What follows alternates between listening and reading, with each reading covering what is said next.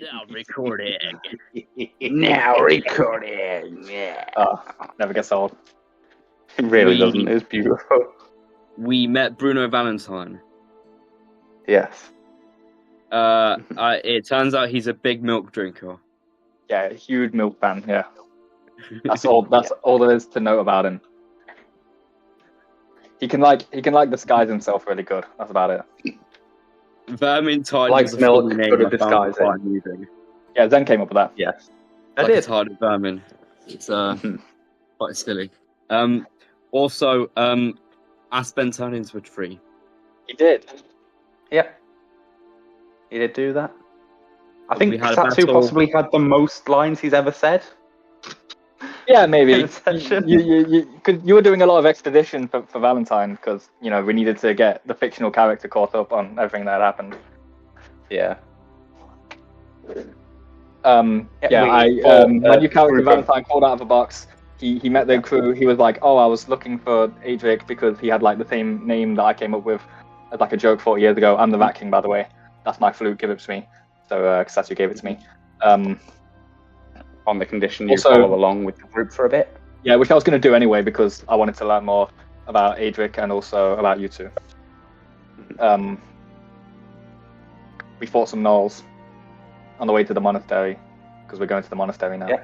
Because there's not really much left in. Not stronger than they were supposed to be. Yeah. We found a ring in a pawn shop that probably belonged to Lord Jones. Yeah.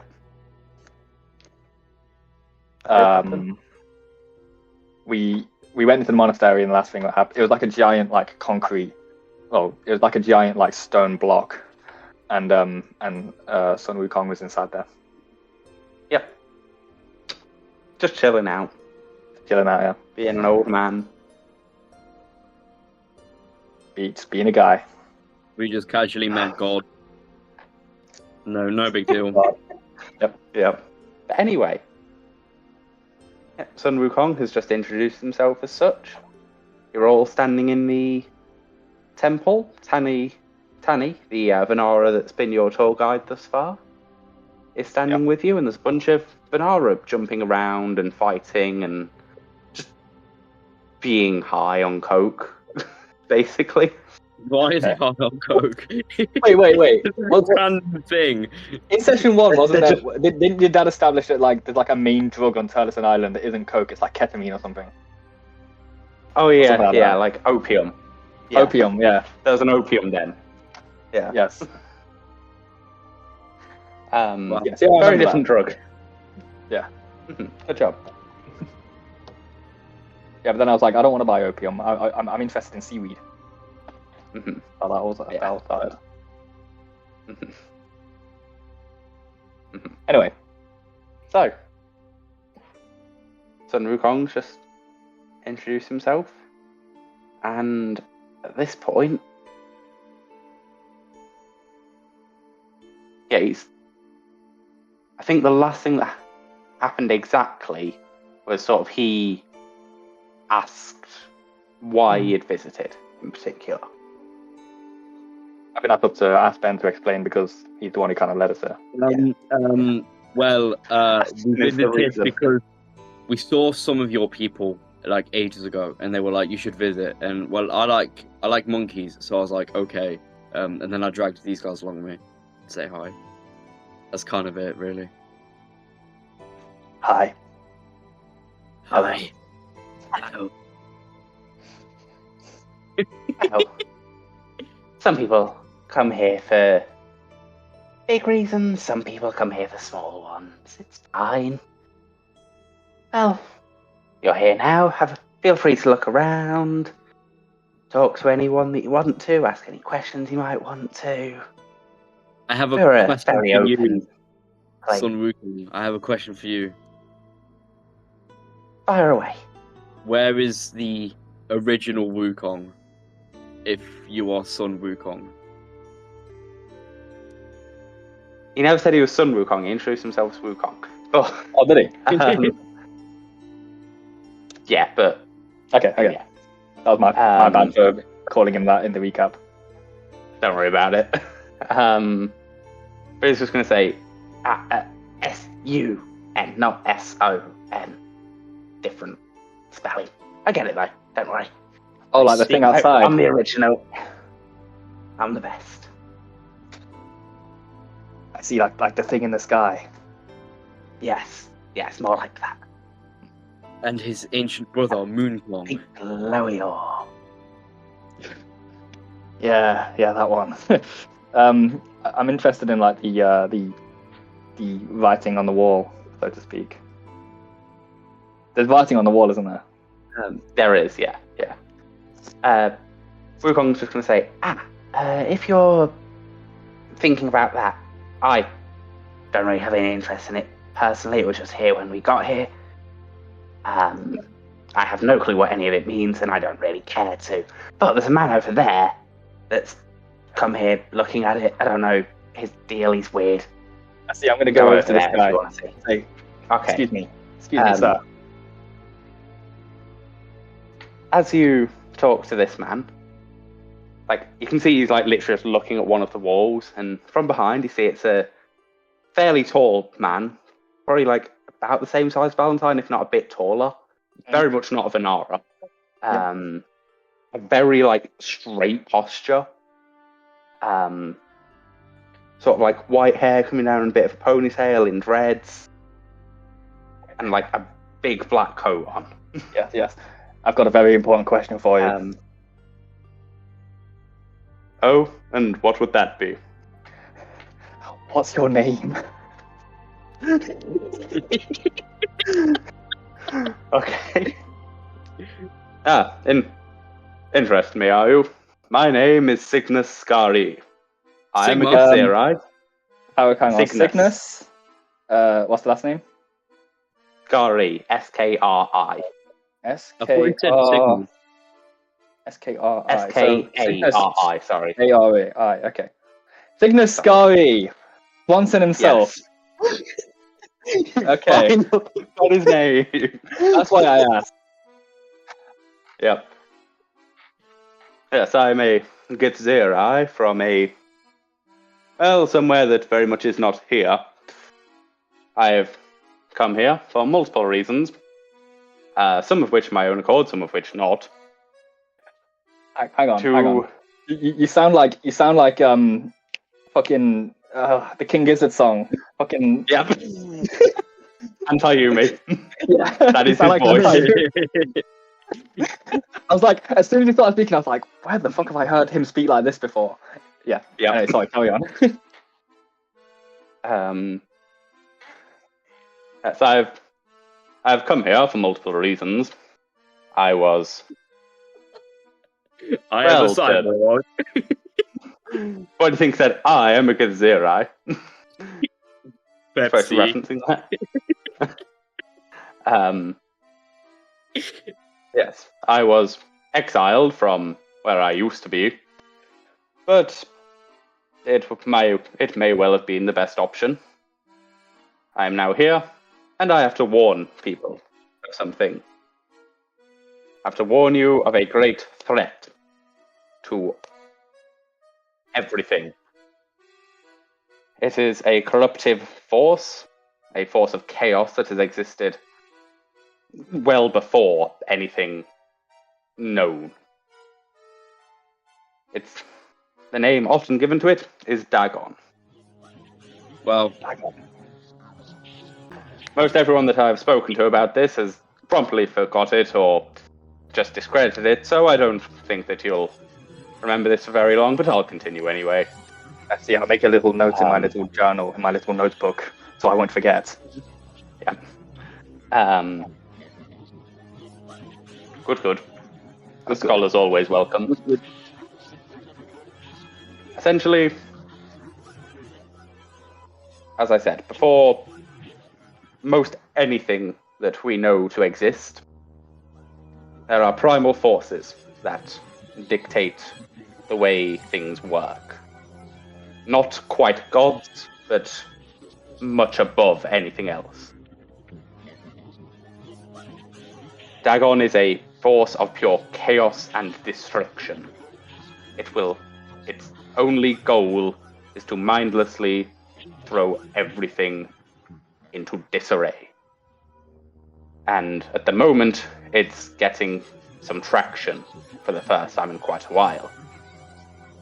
And believe it or not, a lot of it focuses on this one small little island because of something my ancestors once did. What did your ancestors do, buddy? Well, you know when you leave the house without locking the door, and a few hours later, you think, wait, did I actually lock that door? Well, my ancestors didn't when they came to this plane of existence, and something escaped from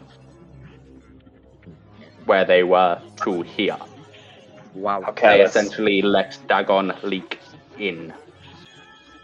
For the past few hundred years, it has slowly been working to just corrupt and mutate the brains of everything around it, to force everything to follow its chaotic whims, to help it break the chain. I can't remember if I've encountered any monsters that have been enhanced by Dagon yet. I don't think I have that. Yeah, Bruno probably wouldn't have. Oh. But yeah. Xalxi's probably going to say something like, yeah, with corruption on this island before, there's definitely something not right. These waters are pretty troubled on Terlisen. I guess you could say Terlisen's troubled waters, I suppose. And to your credit, we have heard the name Dagon before. There was some weird bird man that said he was a baron of Dagon. To which Cygnus is probably going to reply, so this might not actually be entirely wasted on your ears. I'd be more involved, but like I said, I haven't really my character hasn't really had much experience with it yet. Yeah, that's fine. Well, we did see this thing. It drank water and then its face turned inside out, and then we had to kill it. What? So you know, that was yes. That was quite bad. That sounds quite a lot like what Dagon's corruption might do to a creature.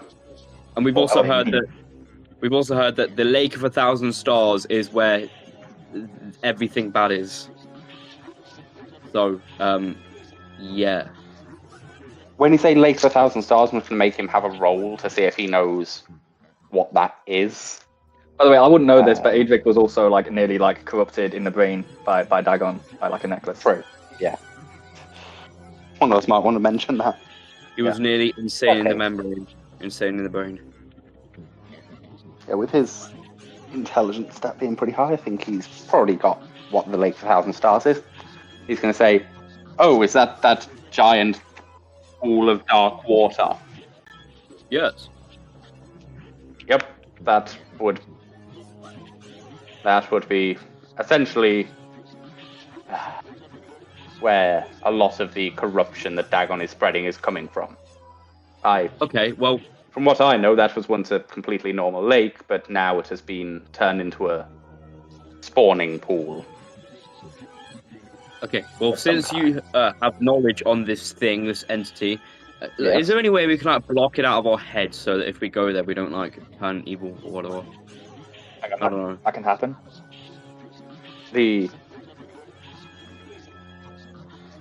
Yeah. The largest way to block Dagon's corruption out of your head is, unfortunately, just to avoid its influence. To at every moment keep yourself headstrong enough that you cannot become corrupted. You cannot let yourself fall. I guess you could say we'd probably have to make some will checks. I have a high will save. We've got to make some will saves. Good. Probably a few. My will save is way higher than Adric's was. Jesus Christ. What is it? My will save is 8. Mine is also 8. Awesome. I think Adric's was much lower. So yeah, Valentine, we had this. So when we were with Mr. Secret himself, when we were with him, he had this like amulet for a bit that he wore around his neck, and then it like almost made him evil. So we had to get rid of it, but it kept coming back when we tried to get rid of it. So we had this guy purge him of his curse, and then he got uncursed and was happily normal again after. I see. Where did you find this amulet? That's another check. It was in the head of the birdman we killed. Oh, I see. The fish fucker. It was in his head. And then Adric took it out and wore it as an. Wait, no, it was the Sahuagin. It was the water creature thing, wasn't it? Handsome Squidward, yeah, in the fire cave. It was handsome Squidward. That one was wearing it as a necklace around its neck. Yeah. I had both the one from the Sahuagin and the one from Obed. I had both of them. Yeah. It was from Handsome Squidward and the bird. Handsome Squidward. I like Solid Snake right now. Oh yeah, I'm gonna turn to Cygnus. Like I'm Valentine, by the way. And I'm gonna turn to Cygnus. Nice I'm gonna hold up my hand. My name is Skibbity Canis. That's to meet you. He's gonna shake your hand and just completely at face value. Nice to meet you, Skibbity. Yes, this is my good friend Skibbity Canis. From the Fartrum Kingdom. That's it. I can't say I've heard of that place. Interesting. Yeah, Valentine doesn't know anything about Aspen's backstory except for what he said about the Fartrum Kingdom. Yeah. I think Valentine believes it. I think Aspen's gonna do this. And or at least he would humor him. Like a jelly man. At least he would humor him. Yeah. That is so fascinating. How are you doing that? I ate a mushroom and then I did this and now I can. Interesting. The silly mushroom. It's a very silly mushroom. Valentine knows a bit. I guess so. The silly mushroom.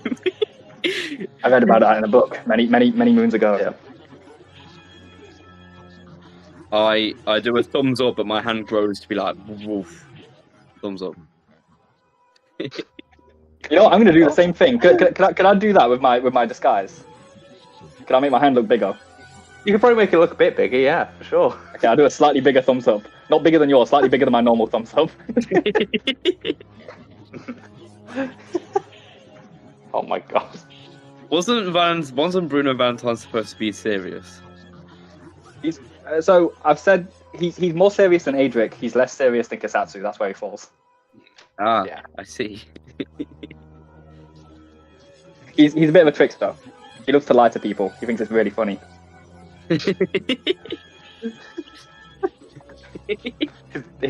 his favourite hobby is gaslighting. He is more serious, but you've got to keep in mind he is also the Rat King. Yeah. You see, like, he has like a bit of a breast pocket, and you see in it is stuck like a sword hilt. But with the way like his body moves, if there was a sword in it, it would be really, really bendy. It looks like there can't be a blade attached because of how everything moves around it. I see what you mean. What's in your boob? Oh, you mean this? And he pulls out like literally a sword hilt with like the tiniest little bit of metal on it. It looks like a comedically short sword. It's like Aspen's rapier right now. Yeah, basically, yeah. I know this doesn't look like much, but well, in a fight it can be quite handy. You could give your enemies a little prick on the knee, on the little knee. Sure. What does it do? Well, I suppose if we're in a monastery, some martial experience should be expunged. And you see, like, his eyes go, like, a little bit more white for, like, a flash. And then just sort of, like, it's not like it just appears. It's like, basically you just notice that there is a blade to this sword now. It looks like it's just phased in. As if, well, it's just now there. But it was always there. But it's weird. That's so interesting. If you get what I mean. How did you do that? Family secret. I see, I understand. I'm going to actually draw my scimitar at this point. Be like, this is a family weapon. Also, it's called Bloodletter. Very nice. And here is my weapon. It's not family weapon, but it's a weapon. And I pull out Divergent Jolly. Cygnus is going to look at it wide-eyed like, wow, that's an interesting choice of weaponry there, sir. That's a squeaky hammer. How are you going to hurt anyone with that? Wait, never mind. I already saw him hurt Knowles with it. You've already seen it. God damn it. You saw me. Trust me, it's better than a taste. I never questioned it at the time, actually. I didn't consider that Valentine would be like, that's a squeaky hammer. How is he turning a man into paste? And I also have this, and I pull out my morning blood. This is my morning blood. Yeah. That's very interesting. Do you not have any arrows for that? Well, it makes its own arrows. Oh. Neat enchantment. Very nice. But what did it make its own arrows from? Blood.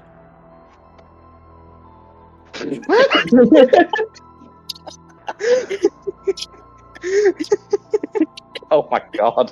Forgive me. Terrifying. That's all you like. Forgive me, that's deeply, deeply fascinating. Where did you find that? I found it in... Where did you find it? I found it in ooh, that's a good question, that is. I found it in a house. In a nice house, actually. And it was given to me. Mm-hmm. It was given to me. Completely of the owner's own accord. It was given to you by Legba. Legba found it. Yeah, that is true. Yeah. It was given to me in a really nice house. I wouldn't be smart enough to say that.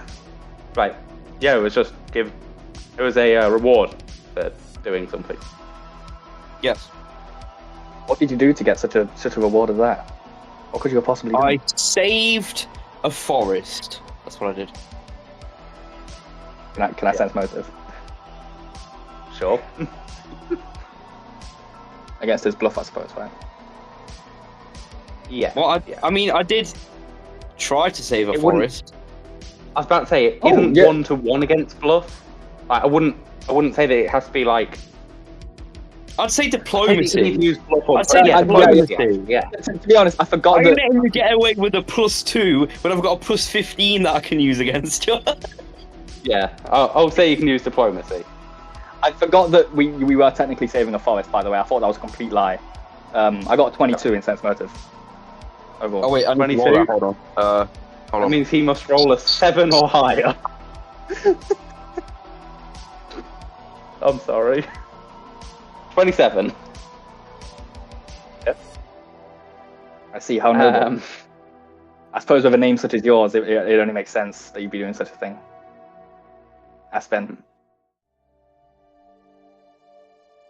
Well, seems that you're warriors of some renown, at least, if you have such weapons. In that case, you mentioned that you know of Dagon. Are you planning on doing anything about it, or do you just know of it? Well, we want to stop it, I guess. I know. I mean, we didn't. We want to find a guy, but he's kind of less important now. There's kind of bigger things to worry about than him. I'm interested in learning about Dagon it. I'm afraid Dagon is quite possibly the biggest thing to worry about. Yeah, I mean, we had to save this guy.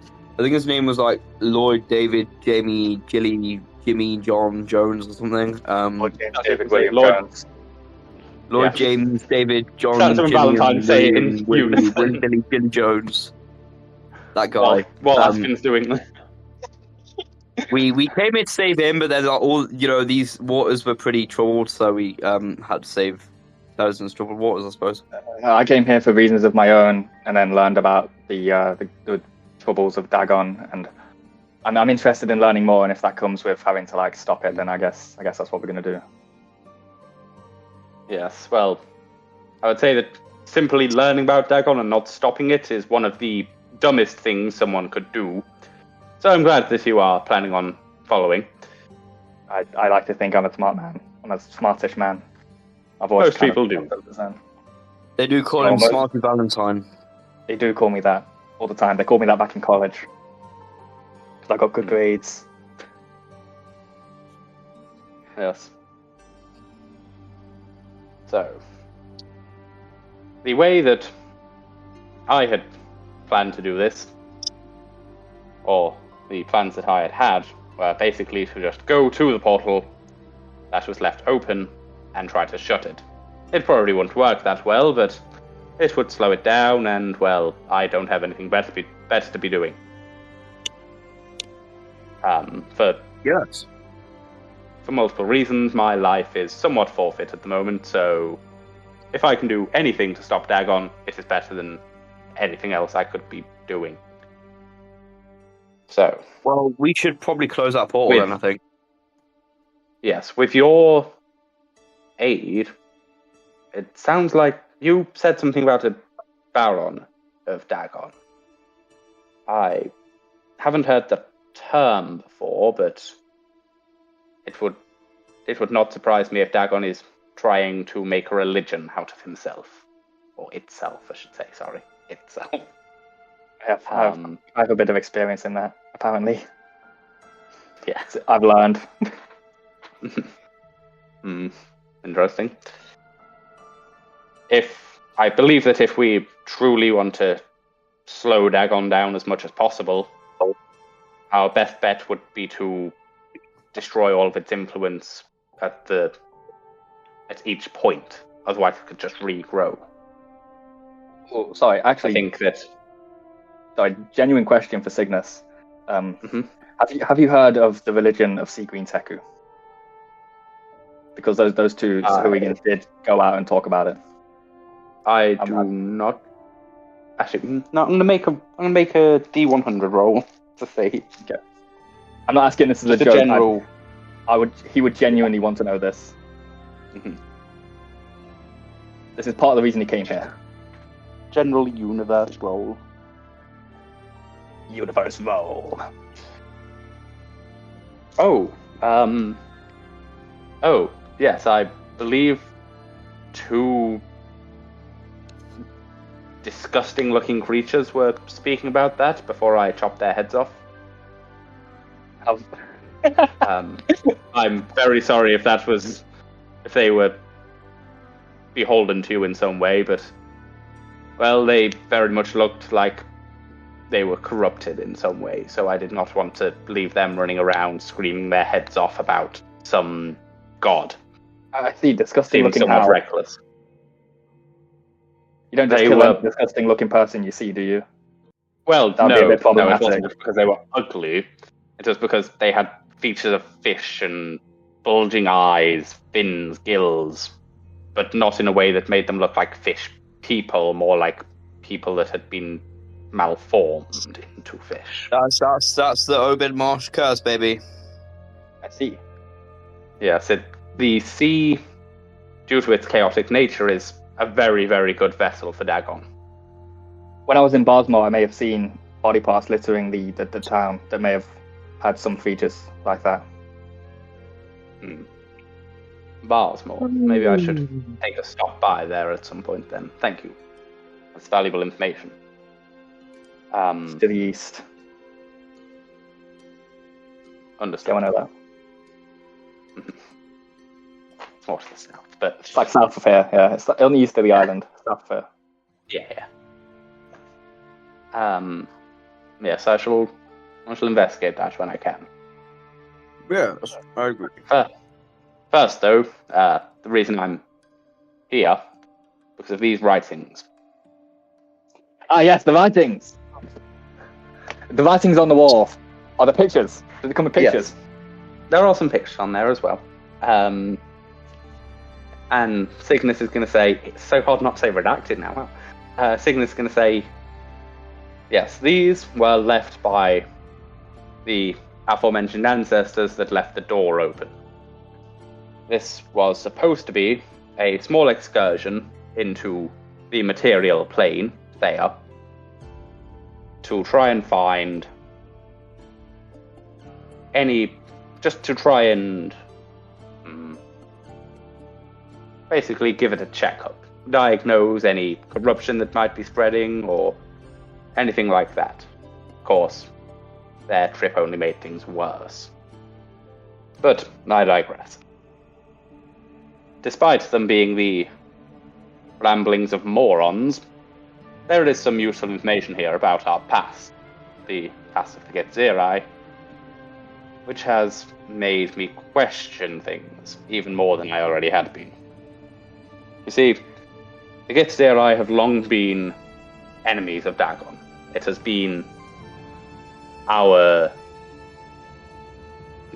role in the universe, so to speak, or we have seen it as such, to stop Dagon, or slow him down at any given moment. I keep saying he. I mean it. I don't know why I keep saying he. Yes, to slow it down at any moment. However, more recently, a lot of our people have grown somewhat lackadaisical about that. They've grown nihilistic, thinking that if it's going to eventually destroy everything anyway, why bother slowing it down? I believe that there is still a point in trying to save it for as long as we possibly can. Otherwise, we are disgracing the work of our ancestors. For researching Dagon and such, they branded me something of a traitor. They tried to make it out that I had been researching it for nefarious means to try and grasp its power. They've never liked my family, the Scaris, for we have always been, before anything else, researchers. We have researched many things about Dagon, about the way our culture has been run, and these lines of inquisitiveness have not gone unnoticed. At this point, sorry, I was going to ask if I could roll a sense motive to see, because at this point I wouldn't just accept that he's telling the truth about why he was exiled, right? Yeah, that's fine. That's fine. Absolutely. Yeah, for all I know, he could actually be a servant of Dagon. Yeah. 20 overall. Yep. With his very good diplomacy check as well, you can tell that he is oddly honest. Just throughout this conversation, you can tell that he hasn't said anything, seemingly, that's been untruthful. And I'd say with such a high sense motive check, you can kind of put that together with the fact that he said, that his life might as well be forfeit at this point, that it's he feels he has no reason to lie about anything anymore. You seem like a very honest type of person. Yes, I have no particular reason to lie anymore. I simply need help. The best way to get people to follow you, or people that matter to follow you at least, people that will follow you into danger, is just tell them the truth about shit. Haha. Well, yes. I certainly agree with you there. Honesty is the best policy in all scenarios that you could possibly be in. Yes, quite.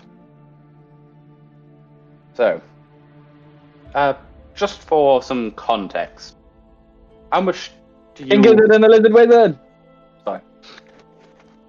That was a good one. Just so that I know, how much do you three know of things outside of Theia?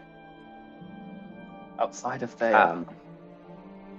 And nothing? The DM telling you this, the answer would be likely very, very little. You might have heard of other planes of existence being theorized, or with some high levels of magic.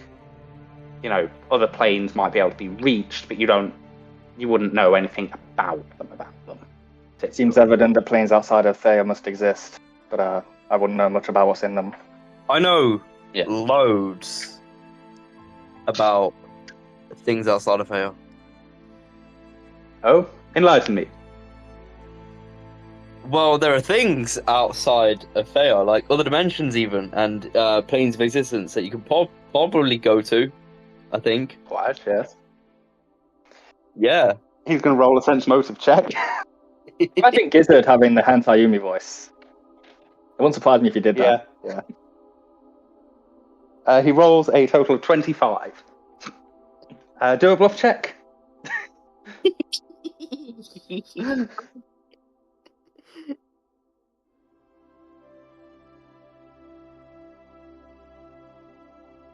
$13, which is lower than 25. So, he's going to say,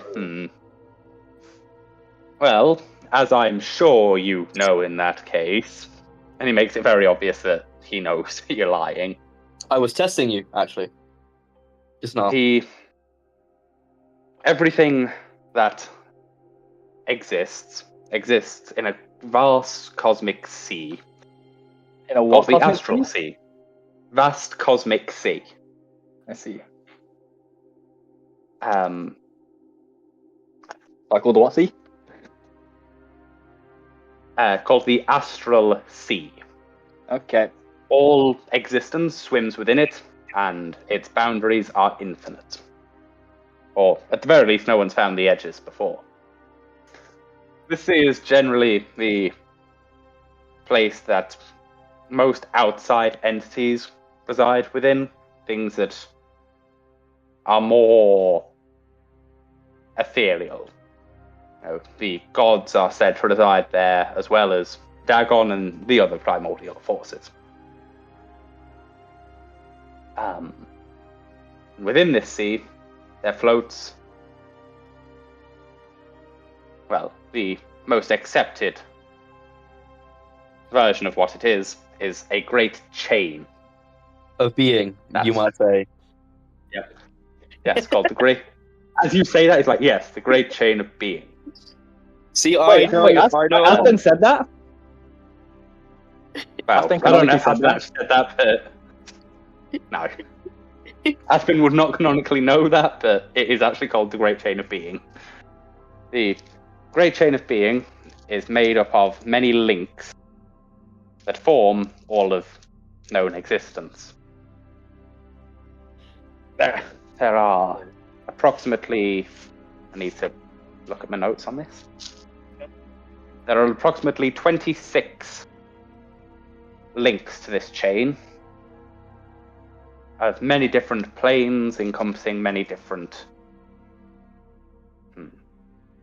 ideas, existences. There is a plane of fire, air, water, the abyss, a plane of imprisonment, one of demons, one of angels. It's anywhere that could have a place has a place in this chain. At the very center of it sits the material plane, Theia. The world that we are currently on. Ah, yes, thank you. As far as anyone knows, Dagon's intentions are to rip this chain in twain. He plans to weaken the middle chain, Theia, by... how to explain this? Causing enough chaotic energy to flow into it that it becomes unstable. Theia is supposed to be a place where all forces are approximately equal at any given time. That's why it is the central chain. If it gets too much chaos, it could weaken and potentially even rupture, splitting the chain in two and causing all of existence to be thrown into pure chaos, eventually becoming destroyed. Of course, this is not a good thing for most any living thing. In fact, any living thing. Dagon, does not believe that Dagon is truly living, more that it's a force. What about non-living things? Well, it's probably not good for them either, because they will be destroyed. Though I don't know if they particularly care about that. I haven't asked them. I have. They care. I can speak zombie, by the way. What was that? I can speak to zombies, by the way. Well, they are still living in some aspect. They're not fully living, but they're more living than a table, say. As I said, I'm here because I was exiled from my realm, and I wish to stop Dagon. As I said, I thought the best way to do that would be for me to either jump straight into the Lake of 1,000 Stars and see if I can survive long enough to get to the bottom and find some way to shut the portal, if the portal is down there at all, or locate where the portal may otherwise be hidden, and then destroy it when we get there. I think it's worth taking a little more time to think of any kind of alternative plan to that. Well, now I know that there might actually be some people that remember that I exist for more than 5 seconds. That might be a good plan. I wonder... I'm currently here to research where they actually came in. All of these walls essentially document their time on Theia, on this island. And if I can find the start point, I can find where they came in from, hopefully. As long as they weren't dumb enough to not even note where that happened. You never know. I wanted to ask you about this memory problem you're having. Yes. Well, you say you've explained this story to people in the past.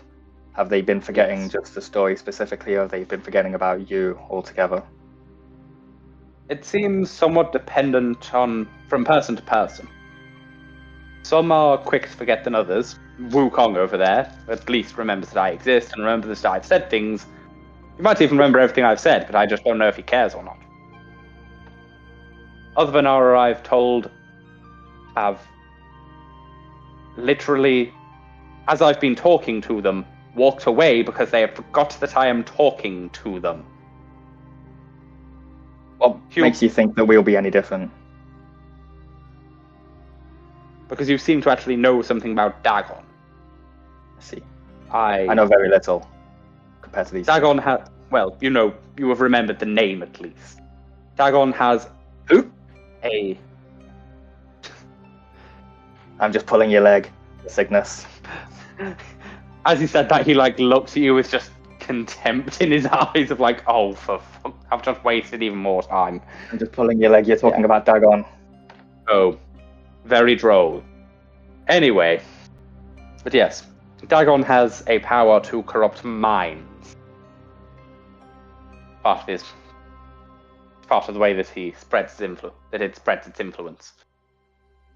Gets into the minds of creatures and convinces them that its goals are the correct ones. That it is somehow going to better their lives. So basically, it's just a manipulative Radiohead fan. Yes, that sounds about right. Well, manipulative does. I don't know what Radiohead is, but... It gets into the head and convinces what they're doing is right. Average Radiohead fan. I see. Kisatsu, Skibidi, Canis. You said your friend Adric had some experience with that, didn't you? Yeah, the amulet he found he said it was speaking to him and following him and trying to whisper things into his mind when he was asleep to convince him to follow Dagon in some way. I even tried destroying the amulet and it just didn't do anything. So, But he resisted it, did he? He did, yes. No, he sounds like a very smart person. He started getting a little bit silly, but he was okay for a while. He sounds like a very admirable type of person. Yeah. I would love to meet him one day. Well, he seems to be trying to make a name for himself, so I'm sure he won't be that hard to find. Yeah, so I can take my time. Eventually. Yeah. Yeah, as he mentioned, it was really hard to destroy. Cygnus is going to say, is it made of some weird-looking metal by any chance? Yeah. Ah, yes. That's a trademark of Dagon's. Honestly, it seems to be something that's more focused around the material plane than the astral sea where I hail from.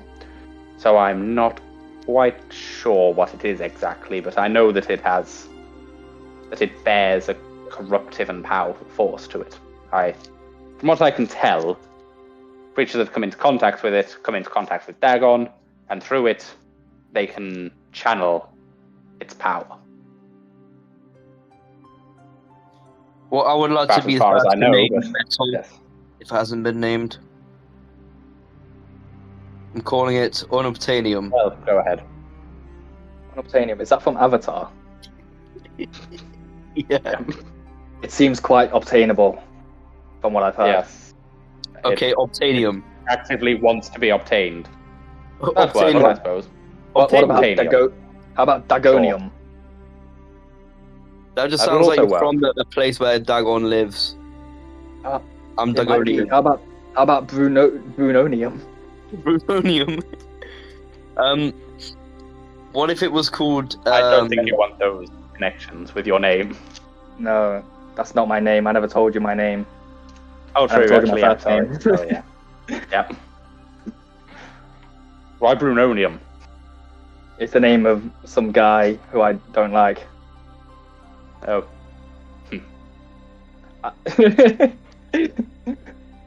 screw He'd him, I probably guess. really hate it if we named an evil metal after him. How about Tekunium after Sea Green Teku, right? Those two followers of Dagon you said were speaking the name Sea Green Teku.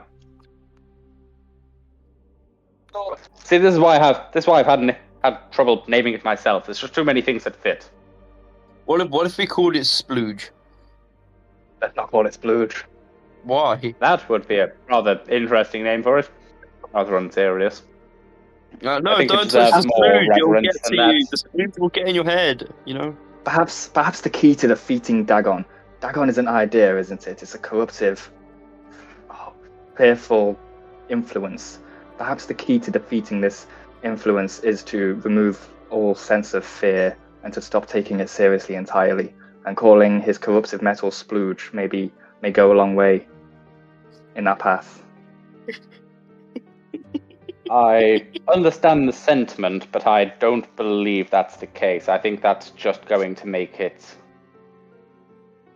easier for Dagon to corrupt everything. If it can just... Maybe playing into his hands. Or by calling it Yes, Splooge. If nobody cares about it, then it isn't scary anymore. Whenever it tries to get in something's mind, that's like, okay, why not? Okay, well maybe we should call it Slenderman then. That would be quite scary, I think. What's so Slenderman, that's scary what they about called a me in very college. thin man? Yeah, what are you trying to say about me, Skibbity? Oh, same. No, Slenderman is a character I created. He takes you to a forest and he goes, collect my 7 pages. He's Why very would scary, anyone want nobody. that to happen? It's because he's Why scary. would- It's a scary man. Exactly. Why would anybody want that to happen? Call the Metal Slenderman. Well, I mean, why does this Slenderman creature want some pages to be found? What's on the pages? I'm just curious about your writing ability now. On the pages are little children's drawings. That's creepy. It's very Is creepy. That's why you should call it a Slenderman. pedophile or something? Probably. He doesn't have a face though. He does have a face. He I'm glad you doesn't. specified that. He doesn't. He doesn't have a face. Hmm, That sounds like the scariest thing I've ever heard. creepy. I would not go into that forest. And I Bruno's also favorite wouldn't touch that horoscope man is if I knew it was called Slenderman. Slenderman. What if it was Slender Metal? Well then. collect my 7 mind controls. I'm sure that if we workshop this idea, we can come up with something better than these ideas. Let's Let's study the walls, please. I've been what the wall itching. said. We're studying the walls now. Pink Floyd. What these people lacked in ability to close a door behind them, they have certainly made up for in bizarre ramblings. so far what I've found from being here for the last day reading and researching is that I haven't quite found the beginning or the end yet, but this is somewhere near the middle, it seems. They came here. In the great chain of being. Sorry, carry on. They came here, found the island almost entirely deserted, save from a few hyena-like creatures. I believe they're gnolls. I've seen them around the island since, so I believe that's likely what they are. And set up this temple. It's odd they made such a permanent residence here, because it was supposed to just be a reconnaissance mission, but... Yes, I'm starting to believe something happened to them that led them to want to stay here longer than they should have. Is it possible that they didn't forget to lock the door behind them, but that they were followed through the door and were not able to return? That could well be the case. It could be that something... they would have to be being chased through the portal at the time, which isn't impossible. The Astral Sea might be largely empty, but the things that inhabit there are often quite dangerous.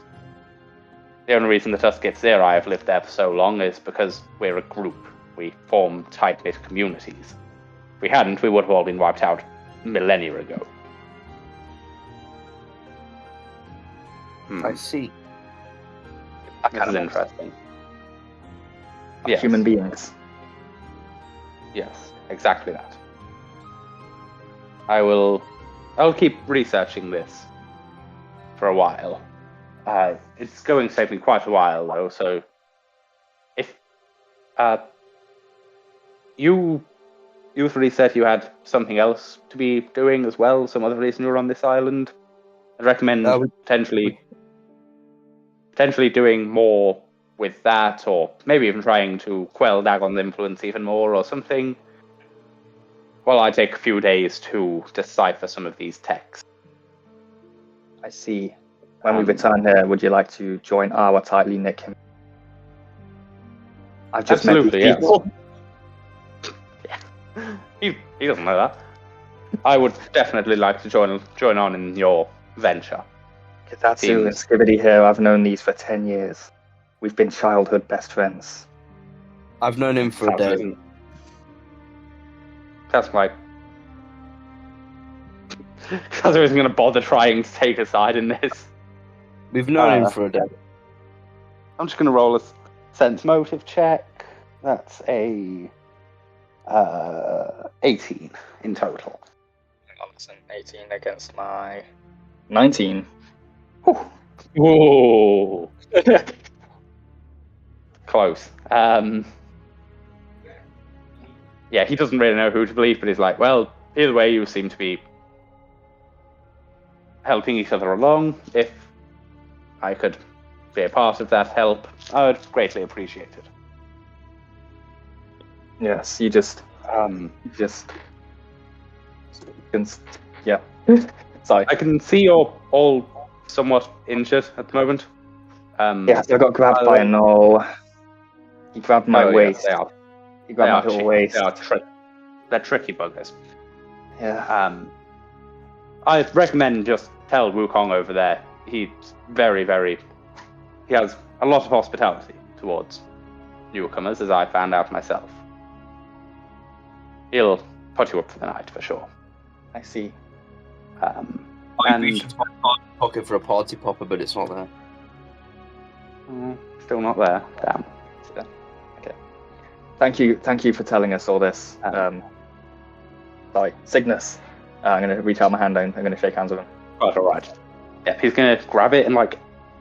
you also would have noticed this, Aspin, like... His fingers are, like, you know, like, obviously inhuman races exist, but his fingers are just, like, so weirdly long and thin. They're not, like, you know... They're not long to a stupid extent, but they're just uncannily long as they like wrap around your hand. Okay, well, I'm not going to make any comment about his weird ass fingers. Yeah, fair play. Gives you a good handshake, and he says, "Oh, and by the way, as fellow warriors, if you ever want to spar with me, I'd be more than happy to. I'm getting somewhat bored of just writing down things, so anytime you wish to, I would be up for a fight." Let me get fixed up first, and I'll take you up on that. I wouldn't want to fight someone that's not at their prime. Okay, I'm going to go to Wukong. Mm-hmm. How am I going to ask Wukong to heal me? What would be the polite way to say, heal me, you know? Like, being put up for the night, like, just, sleeping. Okay. Can we stay the night? We've come a long way. We've had a long journey. Is there anywhere we could rest our eyes? What? As you say, like, as you say, you're quite weary. He says, "I can tell." And he's gonna say, like, "Yeah, this place is pretty huge. Just pretty much go somewhere, have a walk around the halls, find a bed, sleep in it." Okay, I'm gonna look around the halls. Can I find like a comfortable box? Comfortable box. Yeah, like you a box with probably like a can. lid. Yeah, okay. Yeah. I'm gonna climb into a box with a lid. I'll say, like, as you're walking through the halls, they seem to be like very, very like grid-like in their layout. Yeah. It seems like it's made as logically as possible. See. Weird. See. Green. God's sake. Yeah, Ksatsu is like, as you go to find a place to sleep, he's going to say, just give me a sec, guys. I want to have a bit of a chat with Wukong here. Okay. Monk to monk. You guys go ahead and get some rest if you want. Okay, Aspen's going to run off ahead and jump into his bed and put on his night hat and start the Zeds above his head. Start flying up. You know what? Before I climb into my box, I'm going to click my fingers, and I'm also going to have like stripy pajamas hat on. Oh.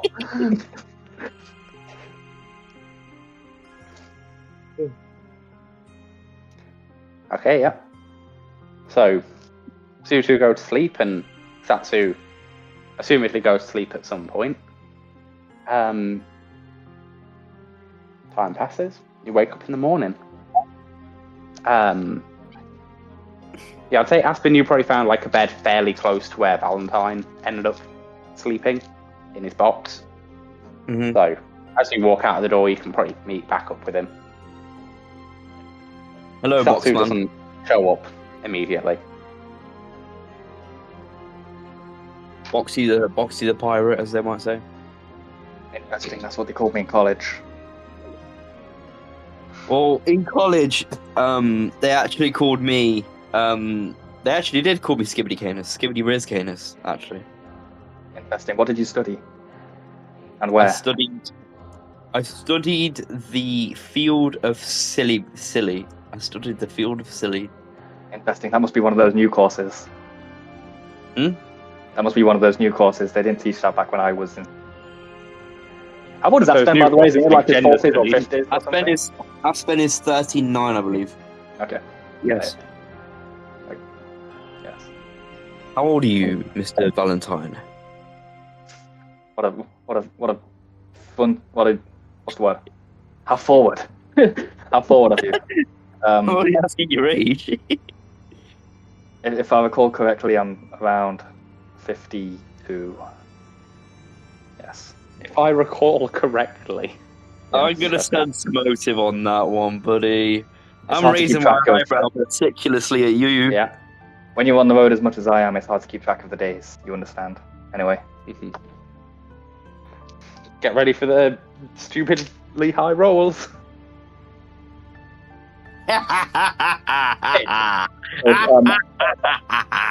got calm down. I got 26. I got 26. 34.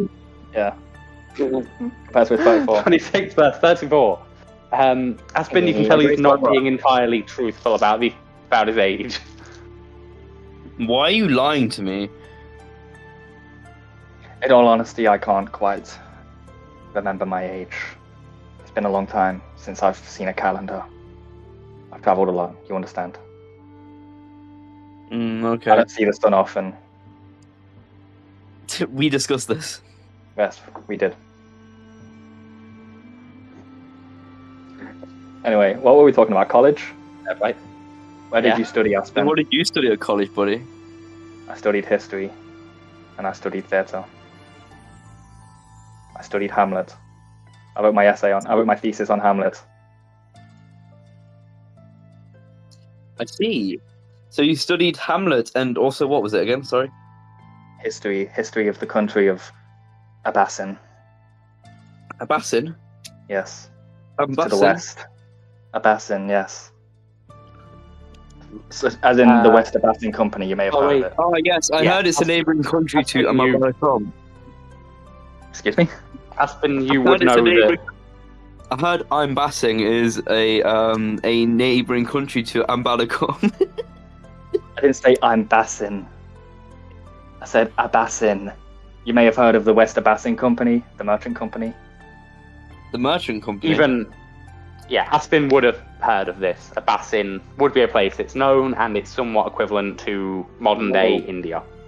Yeah, so the ship that Adric sailed away on... But, It's only been mentioned once in the campaign. The ship that Adric sailed away on was a West Abassin ship.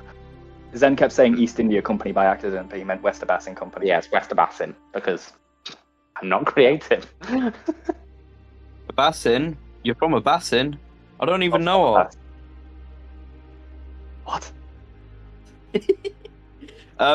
So you studied history, Abassin history. Abassin history, yes. No. What did you learn about? Don't ask me. Oh God. All right, I got to say some shit about the history of the country that Zen made up. I studied the temples and the writings and the hieroglyphs and such. I'd say that, if you just roll a history check, you probably can think of a lot of things to say. You don't have to know. Valentine would know. 17 for history.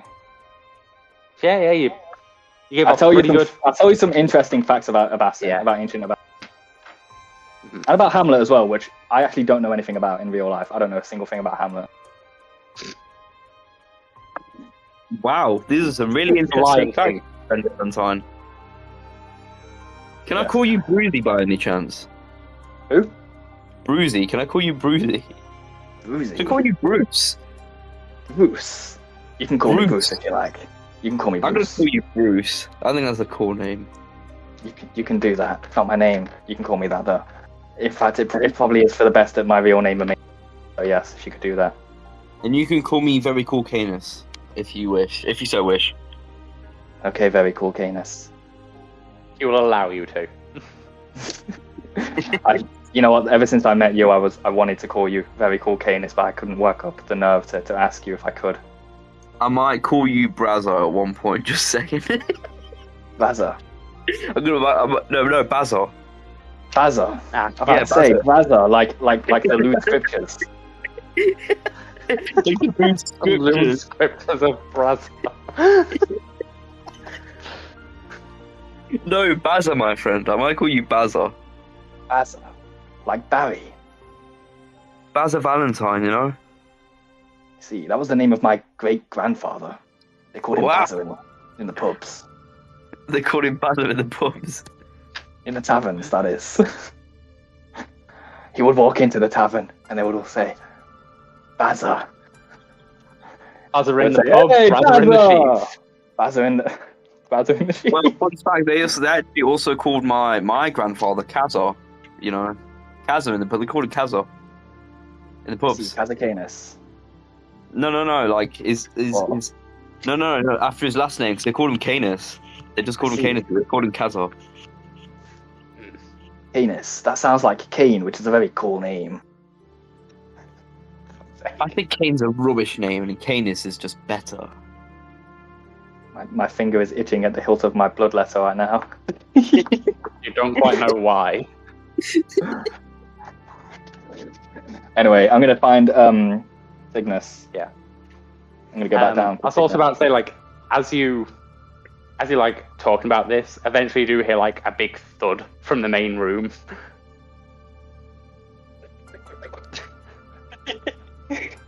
I'm gonna investigate. Yep. As you're running down the corridor, you see Cygnus. He's gotten like a good few feet around. Like he's got like a few meters of wall done by this point. It's like as you run, he's like, "Oh, hello there." Oh, I suppose they're going to figure that out anyway. And he goes back to researching the wall.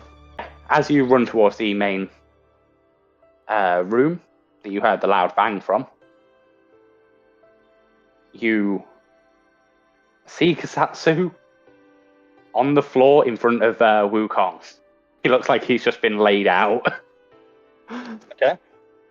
Wukong has absolutely not a scratch on him, and is currently just standing on one foot with the walking stick you saw that he was using. It now looks a bit longer, and like he's holding it in his tail. I see. And you just hear like, Wukong's gonna say like, no, still not good enough. You still need to let your instincts drive you more. Still too focused.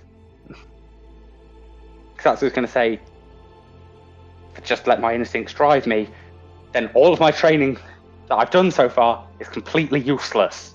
Do you understand? Oh, I don't know what I'm doing wrong. And Wukong's like, I've been telling you for the past few hours now what you've been doing wrong. Head up, we'll try again. If you're just standing around, Kasatsu, I'm gonna go to Kasatsu. Sorry. Fair play. I'm gonna go to Kasatsu. As he gets hand on his shoulder, he's gonna like jolt around to look at him, like, I'm just gonna roll a little bit of a check, actually. Okay. I'm gonna try anyway. I mean, we got on pretty well. Yes, last session. No, like not about trying to shake you off. I'll specify. Okay, that's a pretty good one. Hello. Yeah, I think, yeah. Okay, so nothing happens with that. He like turns around to you and is like, "Oh, sorry, I didn't see that." Everything okay, Kasatsu? It's fine. I'm just trying to learn this temple's ways, but they make absolutely no sense at all. Perhaps Very Wukong has a angry point. now. Perhaps Wukong has a point. Perhaps it can be good at times to let the animal within you free. I know that some instincts and connection to nature and stuff can be very useful in a fight, but I can't just completely block out any semblance of training or anything like that. I have to think about what I'm doing, and apparently that's just not good enough. You can see like a bunch of Venara like crowded around this. It seems like it's been a bit of an event for a while now. And yeah, like as Kasatsu's like standing up, you can see that his wounds are actually healing up very quickly, it seems. Wukong just says, "Oh, even your friends are saying it. Maybe you should listen. Maybe you should listen to them." Yeah. You're a stubborn man, Kasatsu, but unfortunately I'm a bit more stubborn than you. I've been teaching people for a very long time now. Been teaching these Venara for a very long time now. Been teaching other people for a very long time. I will teach you how to use your body correctly. You have no idea the first thing about any kind of combat. It's very obvious. You think you know so much, but you're so ingrained in your ways that it just won't work. You just need to let it all go and listen. Actually listen and learn for once. Don't just block it out, add it, say that you're going to keep it in mind. Learn. For just one fight, take what I'm saying as gospel. Forget everything else. If it doesn't work, you're not going to get beat up any worse than you have been doing so far, are you? And like Wukong is guessing in Kisatsu's face at this point, saying this like he's trying to rile him up. Come on, try it just one time. Just go monkey mode. Go ape, my friend. Release the inner Sigma. I'm gonna roll another check for that too. All of us have an animal with us. Okay, that's good. 2 wolves. Let Kisatsu roll his dice first, then he'll stop thinking.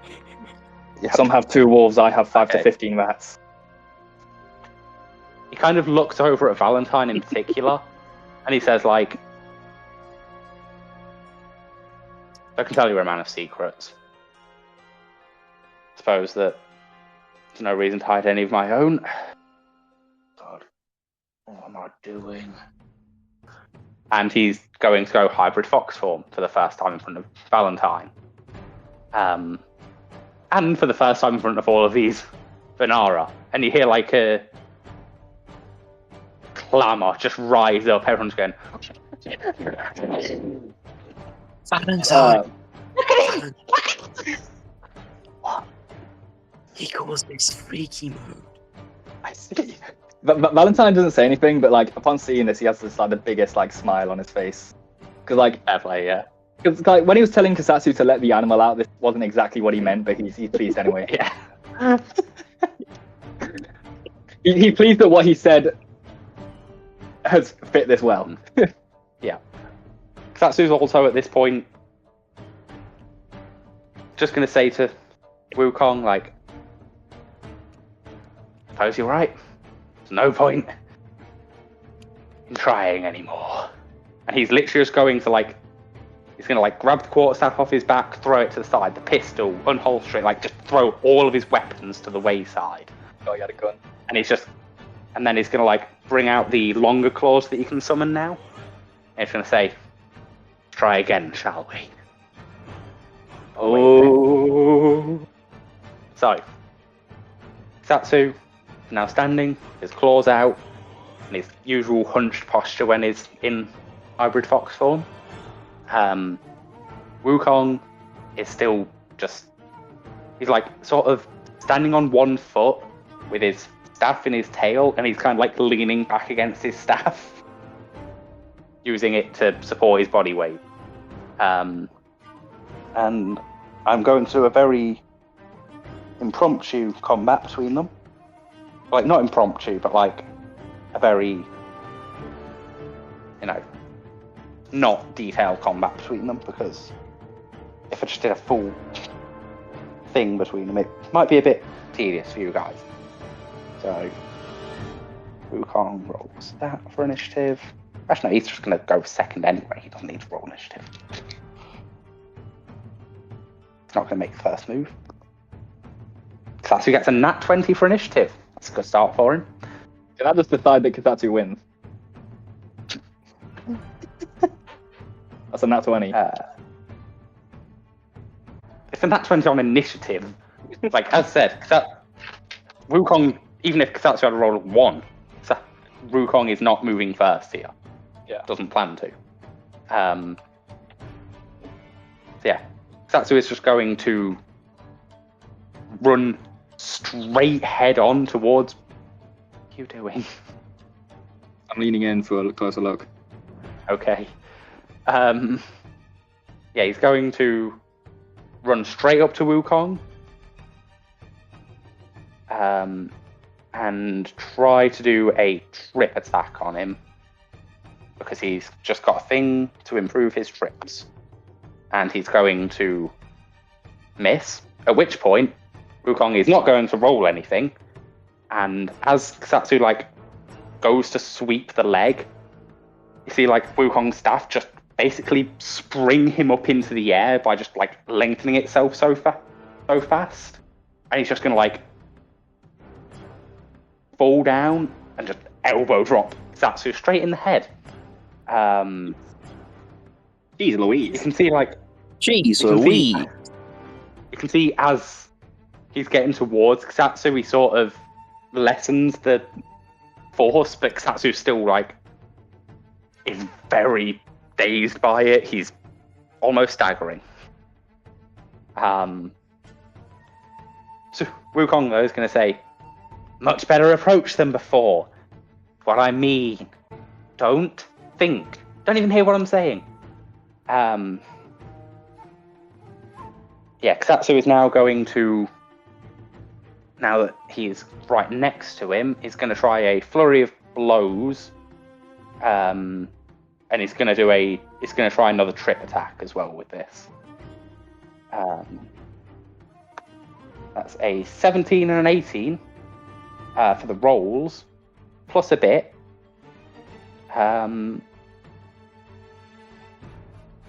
Will that hit Wukong? I don't have a stat sheet for Wukong. Yeah, I'm going to say that what that does is basically... Actually, I'm going to make a little save for Wukong as well. Didn't expect to have to roll anything for him. Okay. Wukong does not do well on the save either. It's interesting.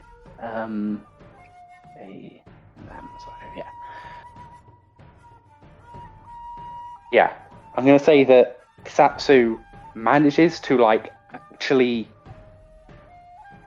From, you can kind of tell by the reaction of the crowd, and Ksatsu and Wukong, for the first time, connect with Wukong.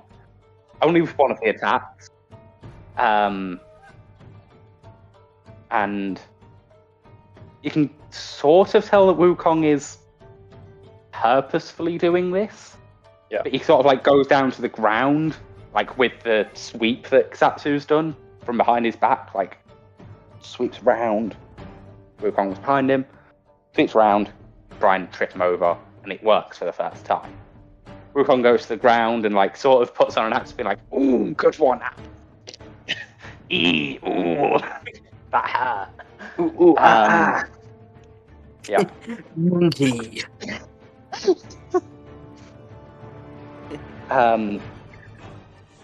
He just says, "The best attack I've seen you do. Good job. More like that." And it was made. And then, without Ksatsu even noticing this, Wukong's just bring his tail up, which still has his quarterstaff in it, and just sweep Ksatsu's legs as well. So now they're both on the ground. Say, need to defend as well, though. Remember, not just attack. And then he's just gonna he's actually just gonna stomp Ksatsu straight in the head while he's on the floor. Big. Yeah. He's purposely being an absolute dickhead to Ksatsu at this point. Ksatsu's going to quickly stand up and make another attack. This time he's going to get a bit cocky and he's going to try and do a stunning strike, which, yeah, the attack isn't going to hit, and then the other attack doesn't hit. So he sort of he almost gets a bit overconfident, oh, it can hurt him now, and he starts thinking too much again and misses twice again. And Wukong at this point will just loop behind Ksatsu after just seamlessly dodging his attacks. Ksatsu's attacks seem pretty well placed. Against anything else, they probably would have been solid knocks, but Wukong just literally... It just seems like he just isn't where the fist ends up being. He just happens to not be there anymore, despite being there half a second ago. And Wukong's just going to loop behind Kusatsu, grab him by, like, use one hand to grab him by his ears, and just, like, basically just body throw him. So, like, just pull his head down, hip check, and over. So, like, Kusatsu's legs just end up flying over his head, and he just crashes on the floor with a large bang that may well have been similar to the one that you had before. Okay. And Kusatsu's just on the ground, and you can tell that he is not capable of doing anymore without seriously injuring himself. After this fight, all of the Vanara actually start cheering, like hollering, like seeming really excited. Yeah. It sounded like someone and, like, falling out of the building. God's sake. And a couple of them are actually going to, like, come up and help Kusatsu up, and they're going to say, like, that's one of the best fights I've ever seen Wukong have. One of the closest, at least. I was going to go and help Kusatsu up, but they got there first. God damn it. Yeah. I might clap him on the back. Yeah, that's fine. Like, he's in no position to not accept that. And These people are full of surprises. You see one of the Vanara, like, come up to Kusatsu and just, like... Actually, yeah, they're just going to, like, slap him round the back, and you see a healing glow. Ooh. Because this isn't just people of the monk class. It's monks of all kinds. Religious ones even, like clerics. Wukong's going to walk up to Kusatsu and he's going to say, that, my friend, is how you should be fighting. None of this discipline and careful thinking and manoeuvring and kata, remembering moves, remembering counters. No, you fight in the moment. Every fight is different. There's no point memorizing things. Kusatsu's going to say, I understand. It's just... Fighting style means a lot to me. Can't just completely let it go. Wukong's just going to say... Wukong's going to seem a bit more serious, he says this. He's going to say, Kusatsu, you're never going to forget your fighting style. It's been ingrained in you for many, many years. There's no risk of you ever forgetting it. It's more ingrained than you know. When you were using pure instinct just then, I saw a lot of things you were doing before as well, but you were doing them faster, more cleanly. You were implementing them better. That's what I want to see. That's what you need to go out there and fight with overall. By the way, you can see Cygnus is actually watching at this point as well, just from out of the corridor he was in. Yeah. Kusatsu is going to give Wukong a bit of a, usually when Kusatsu's in hybrid fox form, he seems to forget about formalities a lot, but he's actually going to give, a bit of a bow at this point, at which point Wukong's just going to slap him in the face. Just, slap his face back up, don't bow. Weird. Right, this guy. Right, you are. Bowing. Yeah, I was going to say, thank you. I've got a lot to not think about. You were waiting to say that. No, actually, I thought that on the spot. I'm very happy I did.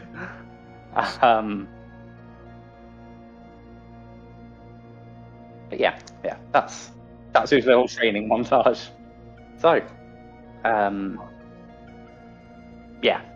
Wukong actually goes up to Kusatsu and starts congratulating him a bit, saying actually, that was much better than before. Actually, no, I've already gone through this. Actually, yeah. He's saying that's much better. Keep doing that. And he also says, like, anytime you want some training, come back here. You can stay here if you want. I don't mind. It's always nice to have more company around here. But Satsu's going to say, like, I might take you up on that offer at some point, but not right now, at least. You've taught me a lot, and I need to take it in. No problem. I'm quite surprised by Kasatsu's fox. Like, yes. Kasatsu is actually going to approach Valentine. It's like, this is... I don't like to show people this. They can quite often react rather aggressively to it. Essentially, this is... The form that you've seen me in is not my regular one. I suppose, technically, I was born a fox. I was then turned into a human, and I can have like a sort of midway point thing. The reason that happened was so that I could study humanity, study the forest from a human perspective, and teach nature about why humans do the things they do. I then spent about 90 years in a monastery. 90 years? Yes. I told you you looked like an old soul. I could see it in your eyes. See how I knew. See, I have a similar backstory. I was actually born as a rat. Oh, really? But then I fell in a vat of acid. Did you say a rat of acid? Did you say a fucking rat of acid? And it transformed me into a human. To a human being. And the rat... No. The rat elder came to me and he told me, proud of it. As the rat king, you are the rat king. He crowned me the rat king and he told me, you must spread the word of people. He said that. You believe me? That's going to roll a sense motive check. Do I even need to roll bluff? Because I don't actually expect him to believe me. Okay, if you don't expect him to believe you, then maybe not, but... yeah. He rolled a shit sense motive, to be fair. Maybe just roll Kasatsu not believing me. I mean, roleplay even, Kasatsu not believing me. Or like... Yeah, I will do. I feel like... seems to be a man of many tales. At least some of them are a bit tall, but... still. My tails are long and pink and wiggly. Like a rat. Show me then. What if I fed you some cheese? Okay, I'm going to click my Tell me all fingers. your secrets. If you look behind me, I have a rat's tail. Satsu's actually going to go up to touch it. Okay, his hand's going to go through it. It's not actually there. Did you just offer me some cheese? If I give you cheese, will you tell me all your secrets if you're a rat? I'll tell you a riddle. What riddle will you tell me? Give me my cheese first. Need the riddle for the cheese. Need the cheese to give. He needs the cheese to give the riddle. Did he give me cheese? I you have cheese? Own any cheese. I don't know. Yeah, I wouldn't think so. No riddles for you yet. Then I should have had Valentine start with a hunk of cheese. God damn it. Never mind. Anyway, damn it. That's such a missed opportunity. How didn't you do that? He does have a grappling hook. I can give to you instead of cheese. Instead of cheese, I can give to you. He loves dairy. He just loves dairy in all forms. Yeah. I can give you this rat. I have a rat. He actually loves, like, him drinking milk actually makes sense because he's not actually a rat. I don't know why I said that. That was a lie. Instead of cheese, I can give you a rat. I can get 5 to 15 rats at any time. I pull out rat 1. This is rat 1. I see. Where's rat 2? I pull out rat 2 in the other hand. This is rat 2. Beautiful rats. see you take very good care of them. I do. Your two bats, two cats, and two bats have been with us the whole time. Yeah. I love your bats as well. What are their names? You got Ultimate Batatron Deathwing. You've got good names. You've got Cuddles. That's the other bat. That's wonderful. Big Boobs the cat. And you have Mechanical Pencil, also the cat. Mechanical Pencil, I had one of those like 2 years ago. But then it broke. And then Rat 1 and Rat 2. See. You never cease to amaze me. That's because I'm amazing, Canis. I'm going to go to Cygnus. Sigma. Right. Cygnus. Hello there. Allow me to reintroduce myself. Other interesting guys.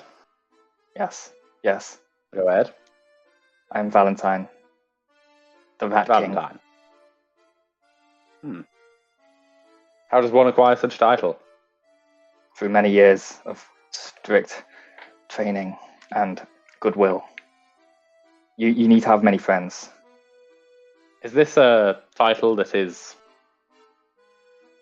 given, or was it one that you've sort of given yourself? It's one that was given to me by many peers. By a jury of my peers. That's something of a nickname, then. I suppose you could say that. Well, still, it's a very interesting one. I would like to pit my strength against yours. I was about to say, I suppose you haven't just come here to tell me that you are the Rat King. That would be rather odd. Oh yes, I'm very much up for a fight. I've been needing one quite badly now, after all of this studying. Let's walk over there a bit. He points over to where Ksatsu and Wukong had fought. Okay. He sort of calls over to Wukong and he's like, "Is it okay if we use the arena here?" Wukong's like, yeah, fight's always welcome. Don't even have to ask. You see, this fight also gains some attention because all of the Vanara have seen this weird, tall thing walking around, but none of them really know much about it, so... Which weird, tall thing? These two are quite similar in vibes, I imagine. Yeah. But yeah. Cygnus is going to pull his hilt out again. His eyes are going to glow, and the blade's going to appear. Yeah. I'm taking my hat off. Yeah. Oh, interesting. I'm going to throw one of my candles at Valentine. Can I catch it? I'm going to make a reflex save to catch it. Reflex save. Yeah. Nat 20! Ooh! How do you want to catch this? I don't know. I can't think of anything too fancy. I just want to Fair play, yeah. catch it. Yeah, maybe catch maybe it. was it already lit when he threw it to me? It wasn't lit when he threw it to me, but it's lit now. It wouldn't have been, that's how I catch it. Yeah, it just becomes lit somehow. Yeah, fair play. Me when I'm at party. Just becomes lit. It becomes lit. God's sake. I can do anything interesting with this. No, I don't think. Yeah, Cygnus is also going to say, make any preparations you need to before the fight. I wouldn't deprive you of preparation. And you can see that he's sort of doing the same. You see him, look at his sword and just kind of concentrate a bit. Limber up, and he's about ready. Yep, I'm just going to place my hand on the hilt of my blood letter. I'm as prepared as I ever will be, as I need to be. And then you should say, "I will let blood from you," and then kill him. Roll initiative. Let's get the blood flowing. Yeah. That's going to be his fucking catchphrase. Let's get the blood flowing to my morning blood. 22. 22, nice. Yeah. Oh, They call you Valentine's Mr. first, then. Initiative. I'm rolling really well for like initiative and catching Aspen candles. I hope it waste. Yeah. Not before anything. I'd say this is just like a big arena. It's fairly open, but there might be some environmental things around if you want to do something. Yeah. There's a crowd around you as well at this point. Yeah, hang on. Before anything, well, my hand was already on the hilt of my sword. I'm just gonna attack him with my sword first and foremost. You know, we've kind of like walked into this arena. I kind of said my sick ass line. I'm gonna try and cut him, basically. Just gonna run up and cut him. Fair play. Yeah. Hopefully I hit. Probably not. 17 to hit. 17th hit, that just about misses. Shit, I miss. By the way, what's Valentine's total health? I just want to mark it down on here. 42. 42. Got it. That's really good. Damn. Yeah. And his attack bonus this time was 7, but I rolled a 10, so not happy about that. Yeah. His attack bonus is actually quite good. Much higher than Adric's. That is very good. Yeah, well. So I assume I used my movement moving up to him, didn't I? Yeah. You probably have like a little bit left. But obviously to move away would be a... attack of opportunity, wouldn't it? Yeah, I don't have any use for my movement then. Fair play, yeah. Cygnus is also going to swing at you with his sword. And just as a little thing, you notice that instead of like strength, he more uses like precision for his strike. Okay. That's going to be a 14 to hit, so that's very bad for him as well. But it does hit. My AC is 14. Ah. So he needs to roll a 5 or higher to hit you. Got ya. Killing myself. So that's going to be... So he has an attack bonus of 9. Work it out. Yep. Plus 9 to hit. Oh, you did say he has super high dexterity, and you're like, he's attacking with his precision. Yeah. Yeah, okay. That's going to be...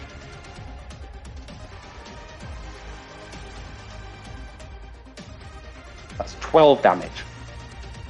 That hit. Yeah. Where's my pen? My pencil.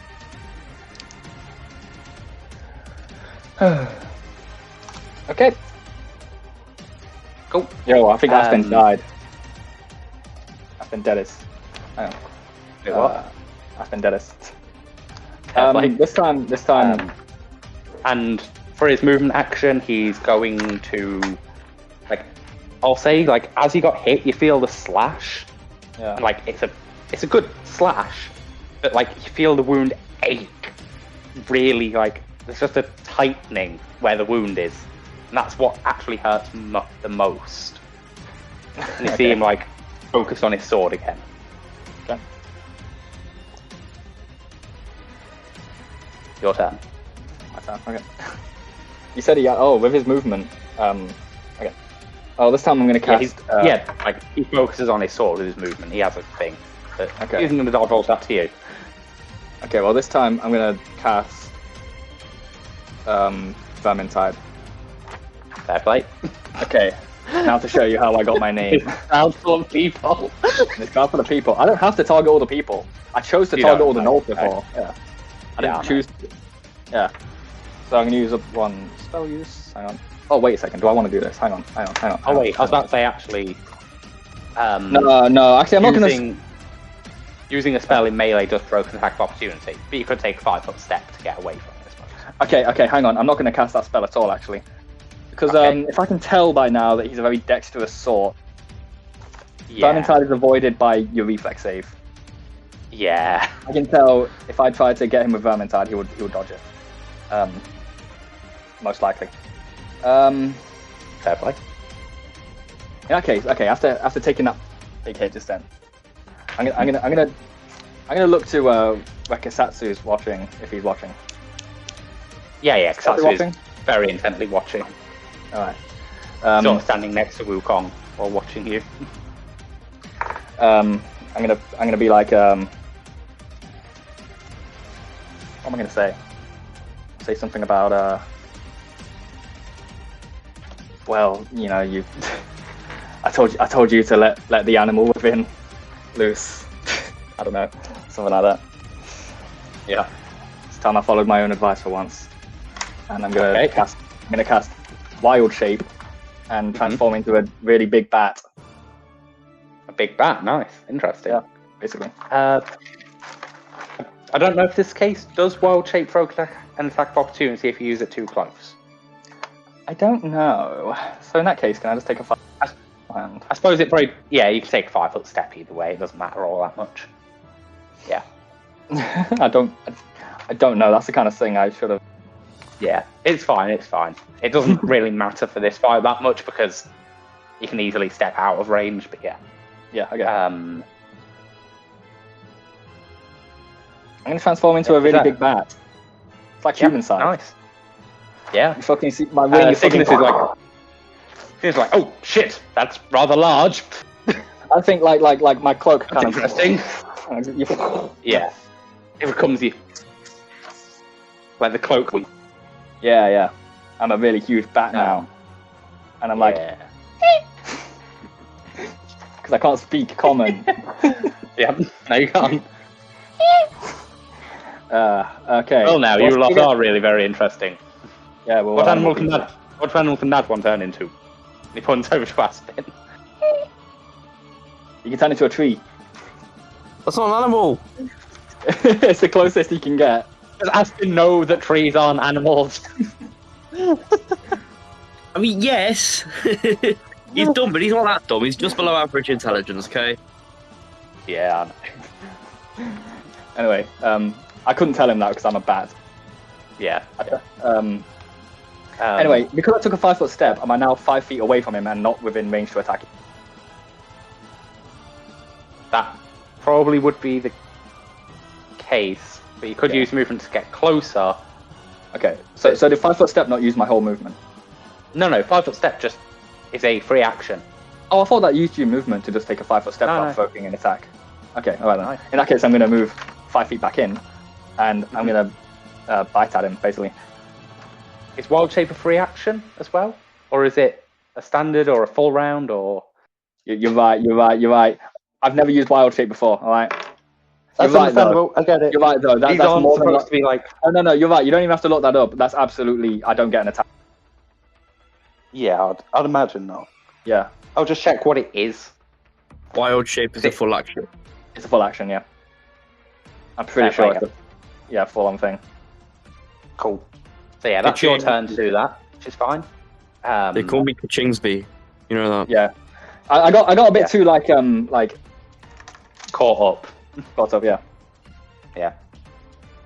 Cygnus is going to step in again, and he's like, well, man or beast, you'll still be hurt by this. Ooh, maybe you won't. His attack there was a 11, which is very good for him, so I assume that doesn't hit, yeah. That doesn't hit, no. I'm a bat, I whip out of my way, even though I'm a very big one. Don't you? Yeah. My AC is actually... So he... My AC is actually misses his attack. Oh, no, yeah, I do have better AC because my dex is... Damn it, that's not something I considered. Yeah. You just have the AC of the bat. The die bat. Oh, do I? Okay. I'll look that up quick. There's not a box on the... like 17, 19. Okay. There's not a box on the character sheet for AC, so I didn't think to write it down. Yeah. Sorry, I'm so unprepared for this. No worries, don't worry. Fine.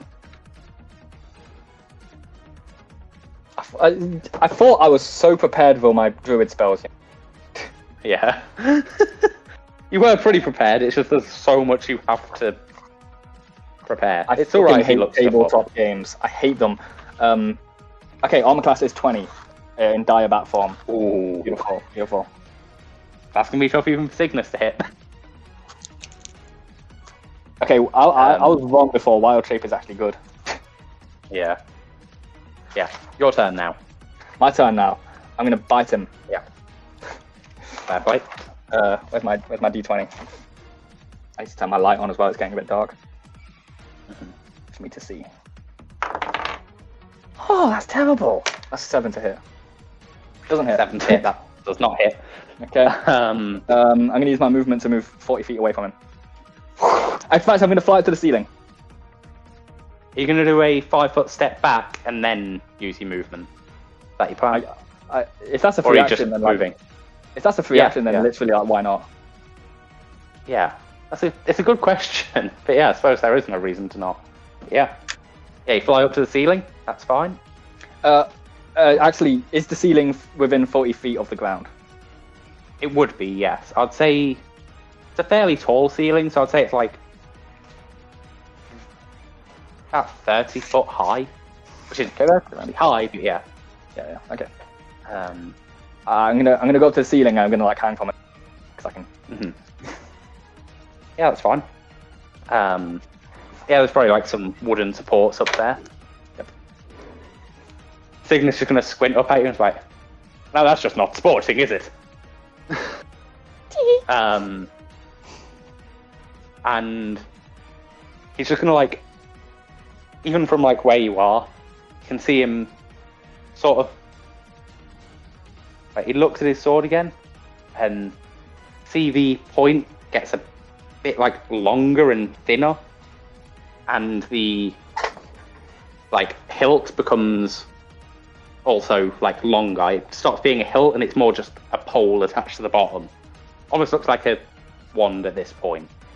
And he just like lines his hand up with you and just throws it straight up at you. Okay, it turns his sword into a javelin. Yeah. But it is a thing he can do. Oh no! Is that nat 20? He just crit. Yeah. It But is. Victor Silverstring can't turn his fucking guitar into a gun on command. Yeah, whatever. This is a different thing. It has rules about doing this. Yeah, It's I'm literally a free act. I'm joking. It isn't even I'm an joking. action. He can just throw this thing. Anyway, he crit me. Yeah, I'd say crit's a Yeah, hit. fucked up. I'm getting so fucked up right now. Means that wouldn't be affected by the crit, so it won't have that hit. Can I like silently cast Doom? No, that's not sportsmanlike. That's gonna look bad on me. Would, but yeah. But it's like silently, like I just like whisper it, and he has no idea what's happening. Silent spell is a thing, and so it's like usually it's pretty obvious when someone's casting. a spell. Didn't you say that like as a given, like when you cast a spell on someone, they know, and like they know who cast Okay, it? what if I cast Bless Don't do that. from another room? You mean on Valentine? Yeah. You think you have to have line of sight? This is supposed to be a duel as well. Like, Yeah, it but wouldn't be you're fair. losing. You're losing really badly. Yeah. Well. Not really badly. Wait, first. Oh yeah, I get my new character damage, in, by and the then the way. next section, you're like, oh well, here's my new. Not what I'm doing. It is exactly what you're doing. May not be what you planned, but it's what you're doing. Oh yeah. I'm gonna have a go after him. Okay. You know what, him? I'm gonna have a go at fighting this Sigma. Okay, well. Sigma male. Oh yeah, 2-on-1 would not be very good. No. After you. Yeah. Yeah, that's 16 damage by the way on the crit. Damn. Okay, actually not as bad as I expected. But... Yeah.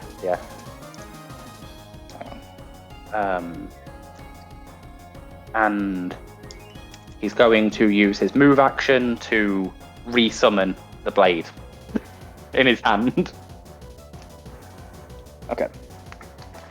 Okay, well, do I fall from healing if I get fucking critically javelined? I don't think you necessarily do. Okay, well, I'm gonna fall. I'm gonna fall from the ceiling anyway and just fucking swoop down on him. Okay. Fucking lightning speed. Okay, yeah. Yep. Just Peregrine Falcon him. Yeah, basically. That's what I say I do, but mechanically I do a bat attack. Yes. You swoop in and bat. That's actually the only attack that this thing has, I think. Yeah. Yeah, okay. The die bat I made you fight was like a special one.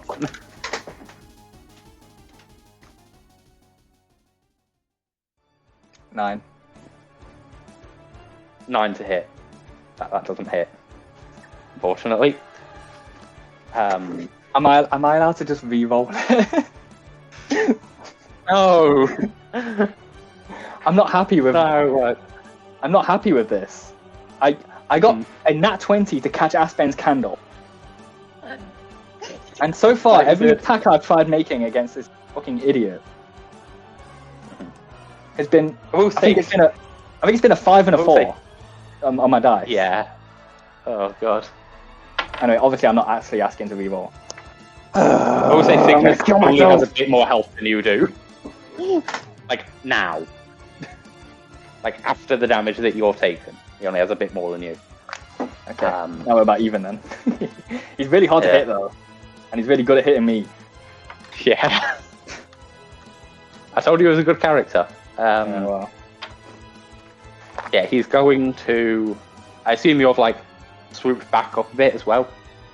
I assume you're not like within melee range of him. I suppose. I mean, could I do that without provoking an attack of opportunity? Yeah, cause you can. Yeah, you can do the 5 foot step, and then. Are you sure that's rules as written? That seems a bit like silly. Give me a. I'll check. I do get what you mean. It seems odd that would be the case. Yeah, because otherwise, in every 5 battle foot we've step been in, you can't. I always thought it took your full movement. Yeah, I remember now. It does. It's. I was thinking because withdraw uses the full movement, but withdraw uses a full action, like a full round action. Right. Yeah. I was gonna say because when you said it took your full movement. Step is only movement. Yeah. Otherwise, why in every fight we've had haven't we just been like, oh, that will provoke an attack of opportunity, 5 foot step, 30 feet away. Yeah, that's fair. Yeah. Yeah. So does use your full movement. Well, I'm not gonna retreat from him after that. After you attacking have to him. be close then. In that case, he used his movement action last turn to resummon the blade, so he's going to use his movement action this turn to do the psychic strike, the thing where he like concentrates on his sword. And he's going to roll to hit you. He gets an 18, which is good, but not enough. Oh yeah, it's not enough to hit my bat form. No. Yeah, he misses. No. Thank God. Oh, I'm glad I'm wild shaped. Actually, next turn I was going to switch back to my humanoid form, but now I just realised I don't want to do that. Because I like my AC. I like my higher AC. Yep. Yep. Your turn.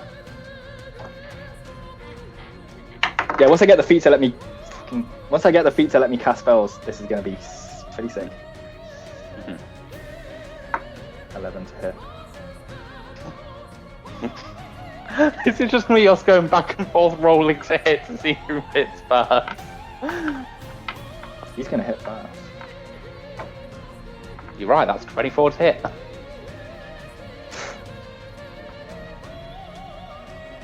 Not great damage though, just 7. I'm going to kill myself. I'm going to end my own life. What if I ended my own life on stream right now? One thing I will say is, Kane, please hit him once. I'm feeling really bad. I bited him.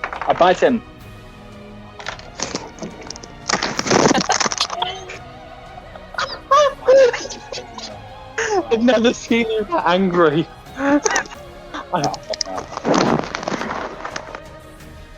I've never seen you. That was a bit of an overreaction. It wasn't a crit or anything. Also, I broke my headphones again. Well done. Yeah, well, oh my god. All I'm going to have to do is just hold it like here, like I'm fucking transceiving with someone. Yeah, I rolled a 3, so plus 5, 8 to hit. Yeah. Why did you react like that? Because I'm pissed off with rolling like 5 or below every single time on this D20. You've never seen flyaways before. No, I haven't. But that was the closest. I'm genuinely getting tilted right now. I'm going to roll to hit. Watch this. Watch this, guys. If I get a nat 20, are you going to believe me? That's the question. Seeing the state I'm in right now. I would. Yeah. I would be honest, I'll tell you that. I will be honest. I swear to God. I swear on my life right now. You wouldn't have missed so many times if you weren't. Oh, finally! 23 to hit. That does hit. His AC isn't that high. My God, I rolled an 18 on my dice just then. I genuinely thought you were going to tell me it doesn't hit. I would have reached through the screen and killed you. Anyway, let's roll my damage. I'm going to get minimum damage. Watch this. Hang on, let me double check what my damage actually is on this attack. Now that I've actually landed it. 1d8 plus 4, so that's actually quite good. Hang on. 7 damage. 7 damage. I finally started chipping away at him. Yeah, that does hurt him. But I sink my teeth into him. I want your blood. I don't say. Yeah.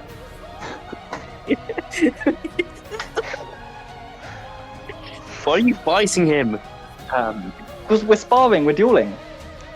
Yeah, he's a bat. I'm a bat. Cygnus is gonna. Cygnus basically just gonna like, as he bites, he's like, oh, sharp teeth you have there. And he's basically gonna try and like grab you by like one of your feet and just jam his sword into you. That's just flavor, but you know. Also, I was saying to Kasatsu before, oh, you gotta like your inner animal out. So taking up my own advice here. I thought it would be a cool moment. Roll damage again, because he just rolled a nat 1. I'm gonna say that basically like he like tries to like stab you and it doesn't work and you just get to bite him. He just It doesn't work. in this proximity. He grabs my leg and he misses again. and I fucking bend right down and fucking bite his arm. Alright. Yeah. Much better. 9 damage. 9 damage, damn. That will put him down to less than you're on. How the tables have Terlisens troubled, watered. Yeah. How the Terlisens have troubled. Ooh. You can stop doing that now.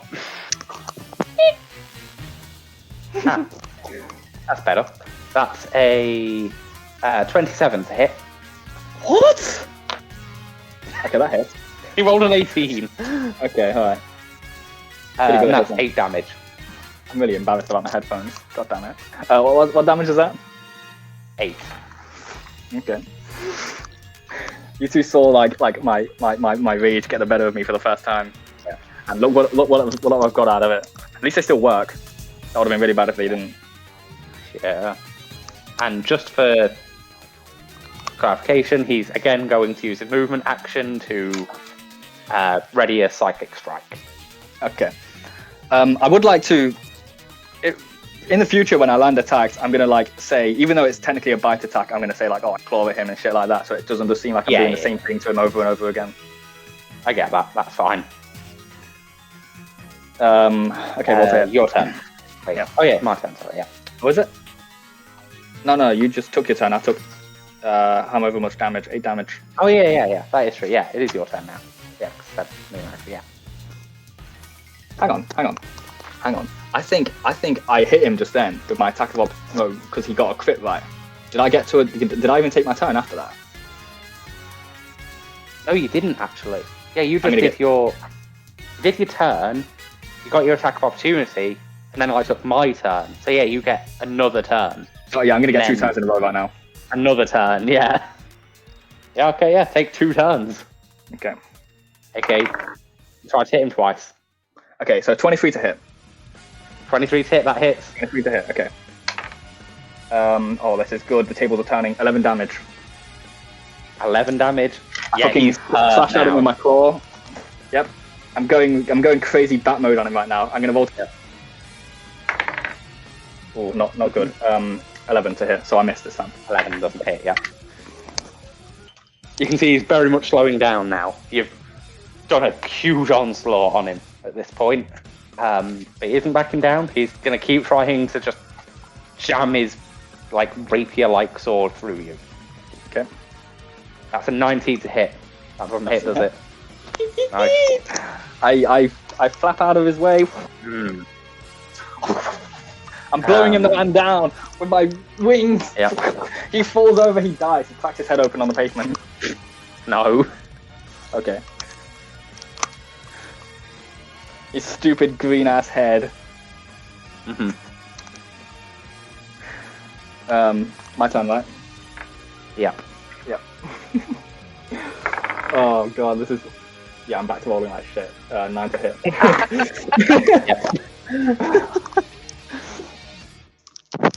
Fuck no. There we go, that's more like it. And that's a 19th hit again from Cygnus. God, this is the most engaging battle I've ever had right now. He's definitely coming down with some kind of sickness. Hey, guess what? What? Guess he just crit. Yes, I did. Nat 20, baby. Nat 20, you got that say did you crit fail? Oh my god, I just realised something. Wait, no, never mind. What? I was going to say, I rolled 18 twice, which is within my crit range, but I just realised that's only for my not for my fighting attack. So yeah. Yeah, no. Nat 20, that's a crit, baby. I'm going to roll twice to hit. It is. Twice damage, even. So I'm going to roll 2d8 plus 8. This is probably going to finish him. Okay, 1d8 plus 4. I'll just do it one at a time. So, 6 damage. That's him down.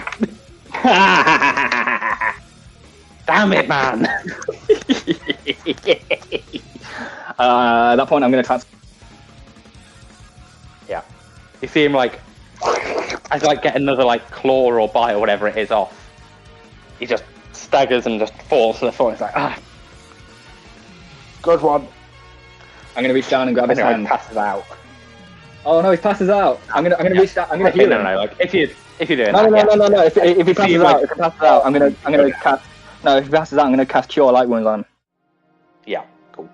I feel like I'm on the phone to someone right now because I'm like pressing my headphone up to my ear so it will stay on. I'm gonna roll. This is your fault. I know it's my fault. I never claimed otherwise. 1d8 plus 5. I heal 11 damage for him. Nice. I place my hand on him, and he feels the dark magic course into him. Yeah. You see him like start to close his eyes, but then he just opens. Like, oh, that feels a lot better. Thank you very much. Yeah, very appreciated. Grab his hand and pull him up. It was a very good fight, sir. Good fight. And he pulls himself up with you. Sorry you didn't see me in this form for much of it. I had to show Kasatsu what my word was worth. Using your true power is fair game. Fair game. I just wish I could have shown off more of mine, but well, hopefully eventually. They call us the zoo because we're all animals. Yeah. I see. You can only join us if you have like in that case. Animal theming. Do you have any kind of animal theming about you? Well, I have this little fellow, and he like reaches into like a pocket inside of his big coat, and like he pulls out like what at first looks like a little glass figurine of a swan. It's fairly big, and he's sort of like, wait, how did that fit in there? But yeah, whatever. And he just like lets go of it, and it just keeps floating in the air, and it just like starts floating around in the air. Fantastic. Mm-hmm. I see that you said that like, we're going to imagine that we all have pockets of holding, and you've incorporated this into an actual character. I like that. Kind of. I mean, with his sword, it is just a hilt that then can make more. But yeah, this one he does keep his little swan in his pocket, usually at least. And it just floats around. You notice it does look like it's made of like glass or some kind of crystal.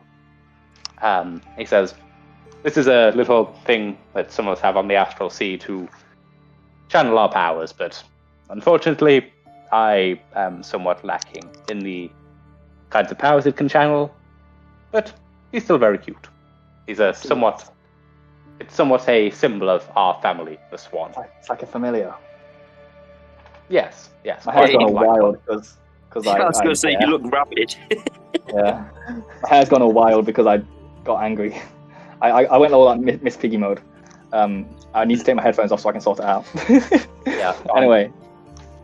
I want to wait for Kane to be back. No, we'll say that. Go on, Valentine's taking a breather. Yeah, I'll say that like one of the Venara, one of the more clericy ones, does come up and heal Cygnus back to his full capacity again, at which point he thanks him very much. He says, do you wish to have a bit of a spar as well? I'm not quite Well, I was quite worn out, but I'm not ready to stop fighting yet. I'm warning you, my friend. I'm warning you.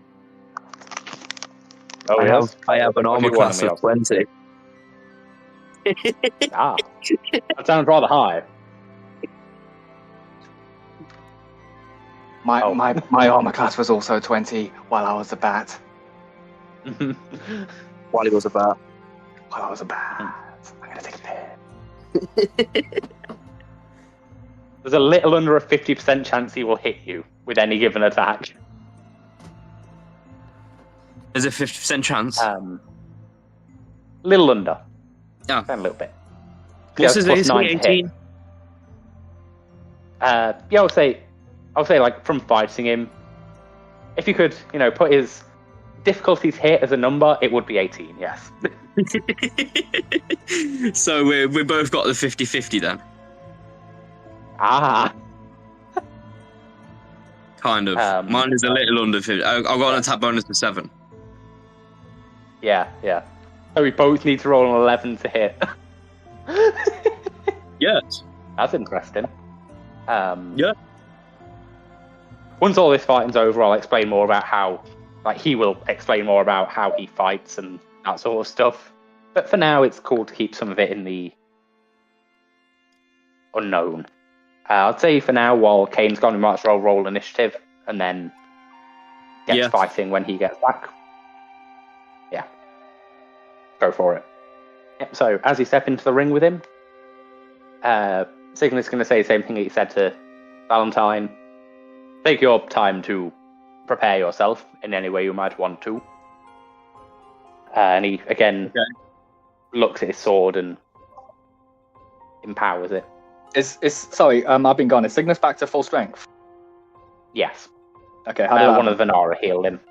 Okay, cool. I'm going to mute myself again. I just wanted to know that. Yeah, it's fine. Okay, I'm gonna. Wait, so my spell slot was wasted. Sorry. Bless. Sorry. You're going to use Bless on yourself. Did he say you can use Bless on yourself? Yeah, that's fine. Yeah. Go for it. That adds an extra 1 to my attack bonus, doesn't it? Thought it was 2, actually. It's plus 2 to hit, plus 1 damage. I've actually got it written down on the So pencil sheet. I need less than I have more than a 50% chance of hitting. Yeah. As I need a 9 to hit now, and I get an extra point of damage whenever I hit. Mm-hmm. However, it is a concentration spell, so if Cygnus hits you, you're going to have to try to maintain it. We'll see how that goes. Okay. Yeah, Cygnus' turn first, and he is going to kind of rush in and try to slash you with his sword. Kind of. He's very much a melee fighter. At this point, at least. Ooh, that's a 23 to hit. Mad. Okay, well what do I do to save the roll then? We'll see in a minute. It's based off of my damage. It's 10 plus my damage is the concentration check you have to beat. Mm-hmm. That's 8 damage. So you have to roll over an 18 on the concentration check. Do I get any bonuses to that? Your concentration stat or skill. It's like the 4th or 5th one down. 5th, I think. Oh, I get 2. Okay. Need to roll a 16 to keep your bless up then, sorry.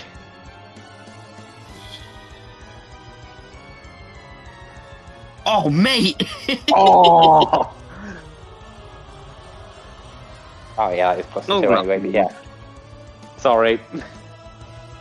It's cool. Yeah, so as he strikes you, you can sort of feel that, like, from the strike, your concentration on the holy force that's blessing you, or like the force of the spirits and stuff blessing you, holds strong until you feel the same force that Valentine felt, where like the wound just ached really badly, and that just knocks.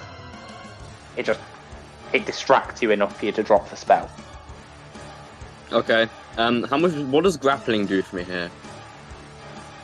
It'd make it so that he finds it a lot harder to hit you. Mean that he can't move and stuff. I'm gonna grapple him. Okay, yeah.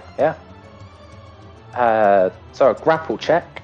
I'll just check what that needs. You've got improved grapple, haven't you? You took that. Yeah, so, I like a lot. Yes. Grapple check. Where are they? Grapple. Here we go. Isn't that? So make a melee touch attack. So essentially, that'd be just be a D20 plus base attack plus strength. Okay, so that's D20 plus 7. Yeah.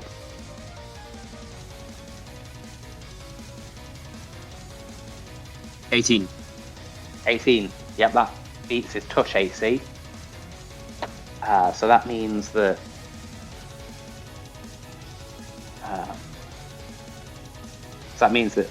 it can starting now. Now we both need to make opposed grapple checks. Okay. So just Is it D20 plus your grapple grapple modifier. Yeah. Okay. Where's Cygnus's grapple modifier? 26 apparently. Unless I roll nat 20, I ain't got it. Yep, no. So you grab him, which means you automatically deal your unarmed damage to me, which would be 1d6 plus your strength mod, because you've got improved unarmed attack from being a shaman. Yes. That's 5. So 5 damage, nice. So yeah, we're now both considered to be grappling with each other, which means you can use light weapons or unarmed strikes in a grapple for both combatants. Both combatants lose their dexterity modifier to AC, which is big for Cygnus, but it literally means nothing for Aspen. Yep. And you can try and pin him or do a couple of other things, like you can try and pin him. You can try and hit him with your own weapon, but not sure how well that'd work against him. And you can do you can attack with unarmed, natural, or light weapons, activate magical items, cast a 1 spell action with no somatic components.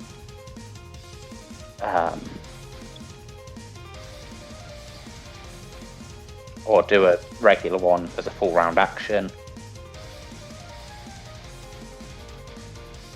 Okay, well I'm gonna cast Ghoul Touch on his face. Wait, is it Ghoul Touch?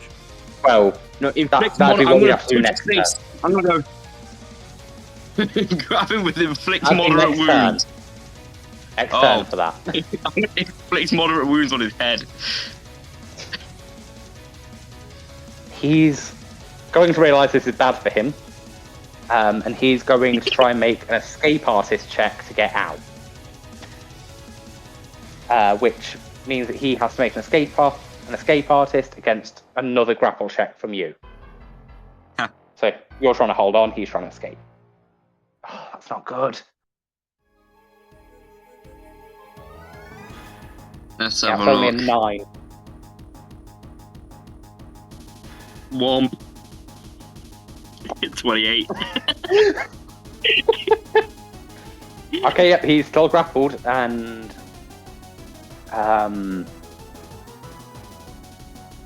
he can't really move or anything. That'd at least be a standard action to do that. So yeah, he gets to attack. I'm gonna laugh menacingly as my hand just slowly approaches his face. Yep.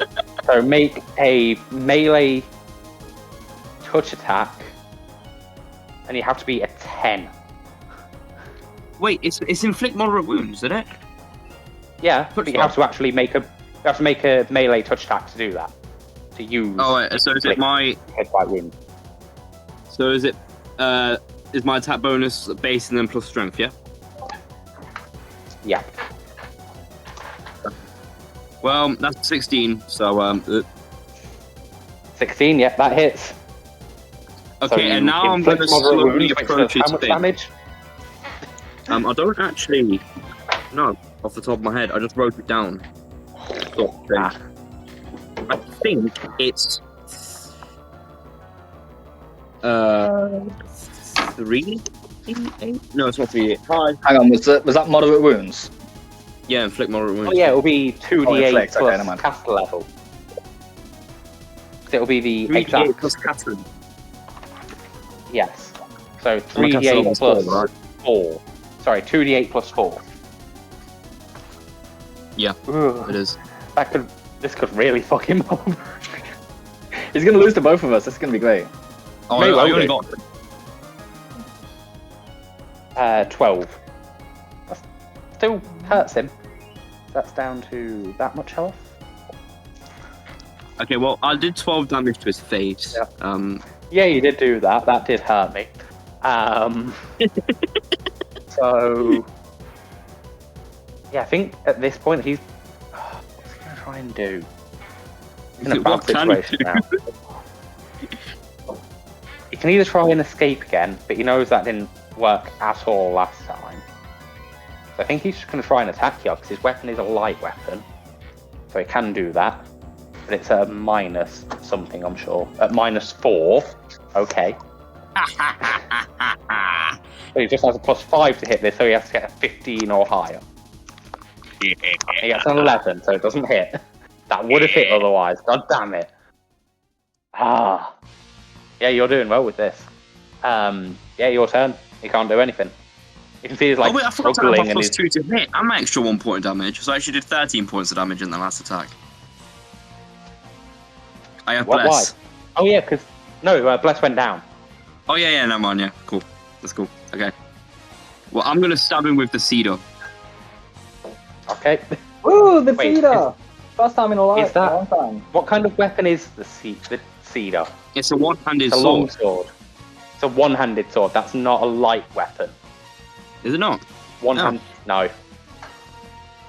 Okay. Well, I'm just gonna. Yeah. Sorry. Well, I'm not gonna throw the Samedi approval at him. That's mean. You don't have this. Neither do I. No. Okay, what I'm gonna do is, I'm just gonna smack him in the face really hard. Airplay, unarmed attack. Yeah. Yeah, that will just be D20 plus strength plus base attack. What?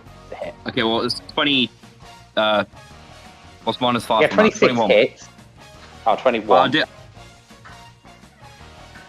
okay, D20 plus more strength plus base attack.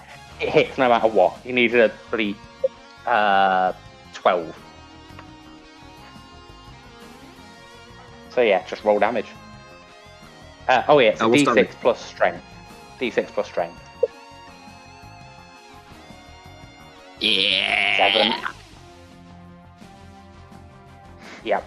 You clock him around the face and his jaw spins a bit.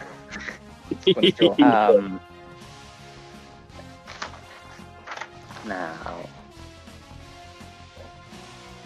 think of what he can actually do. There is something he could do, but he hasn't had the necessary character development to use it. Yeah, he knows he's low on health. He knows that he just has to try and damage you at this point, I think. He's just going to roll to hit.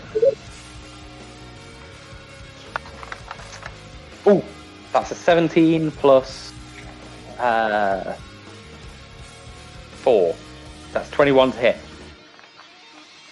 So he barely hits me. Yeah. Is he got +8 to his attack? Sorry, 17 plus 5. 17 plus 5. Okay. So, yeah, he has a +9 to his to hit.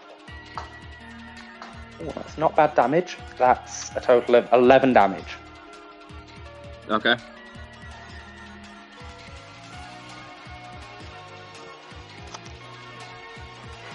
Coming down.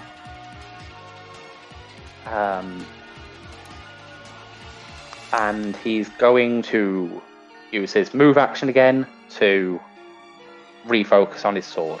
That's about all he can do with it. Cool. Okay, well, I'm gonna touch his face again. Level 2 spell. Yep. Yeah, use a poly level 2 spells. I'm getting a bit desperate to win now.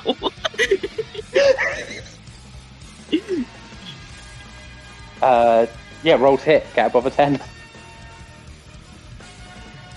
And this is D20 plus strength mod plus Base attack, just 7. Yeah. Womp. Jesus, that Wait, hits. does that crit? No, you can't crit the spells. Okay, well, anyway, I'm gonna touch his face. That's what I'm gonna do. Yep. Is it 2d8? 2d8. 2d8 2d8 plus 4. 4. 14 damage. Yep, that gets him. He goes down again.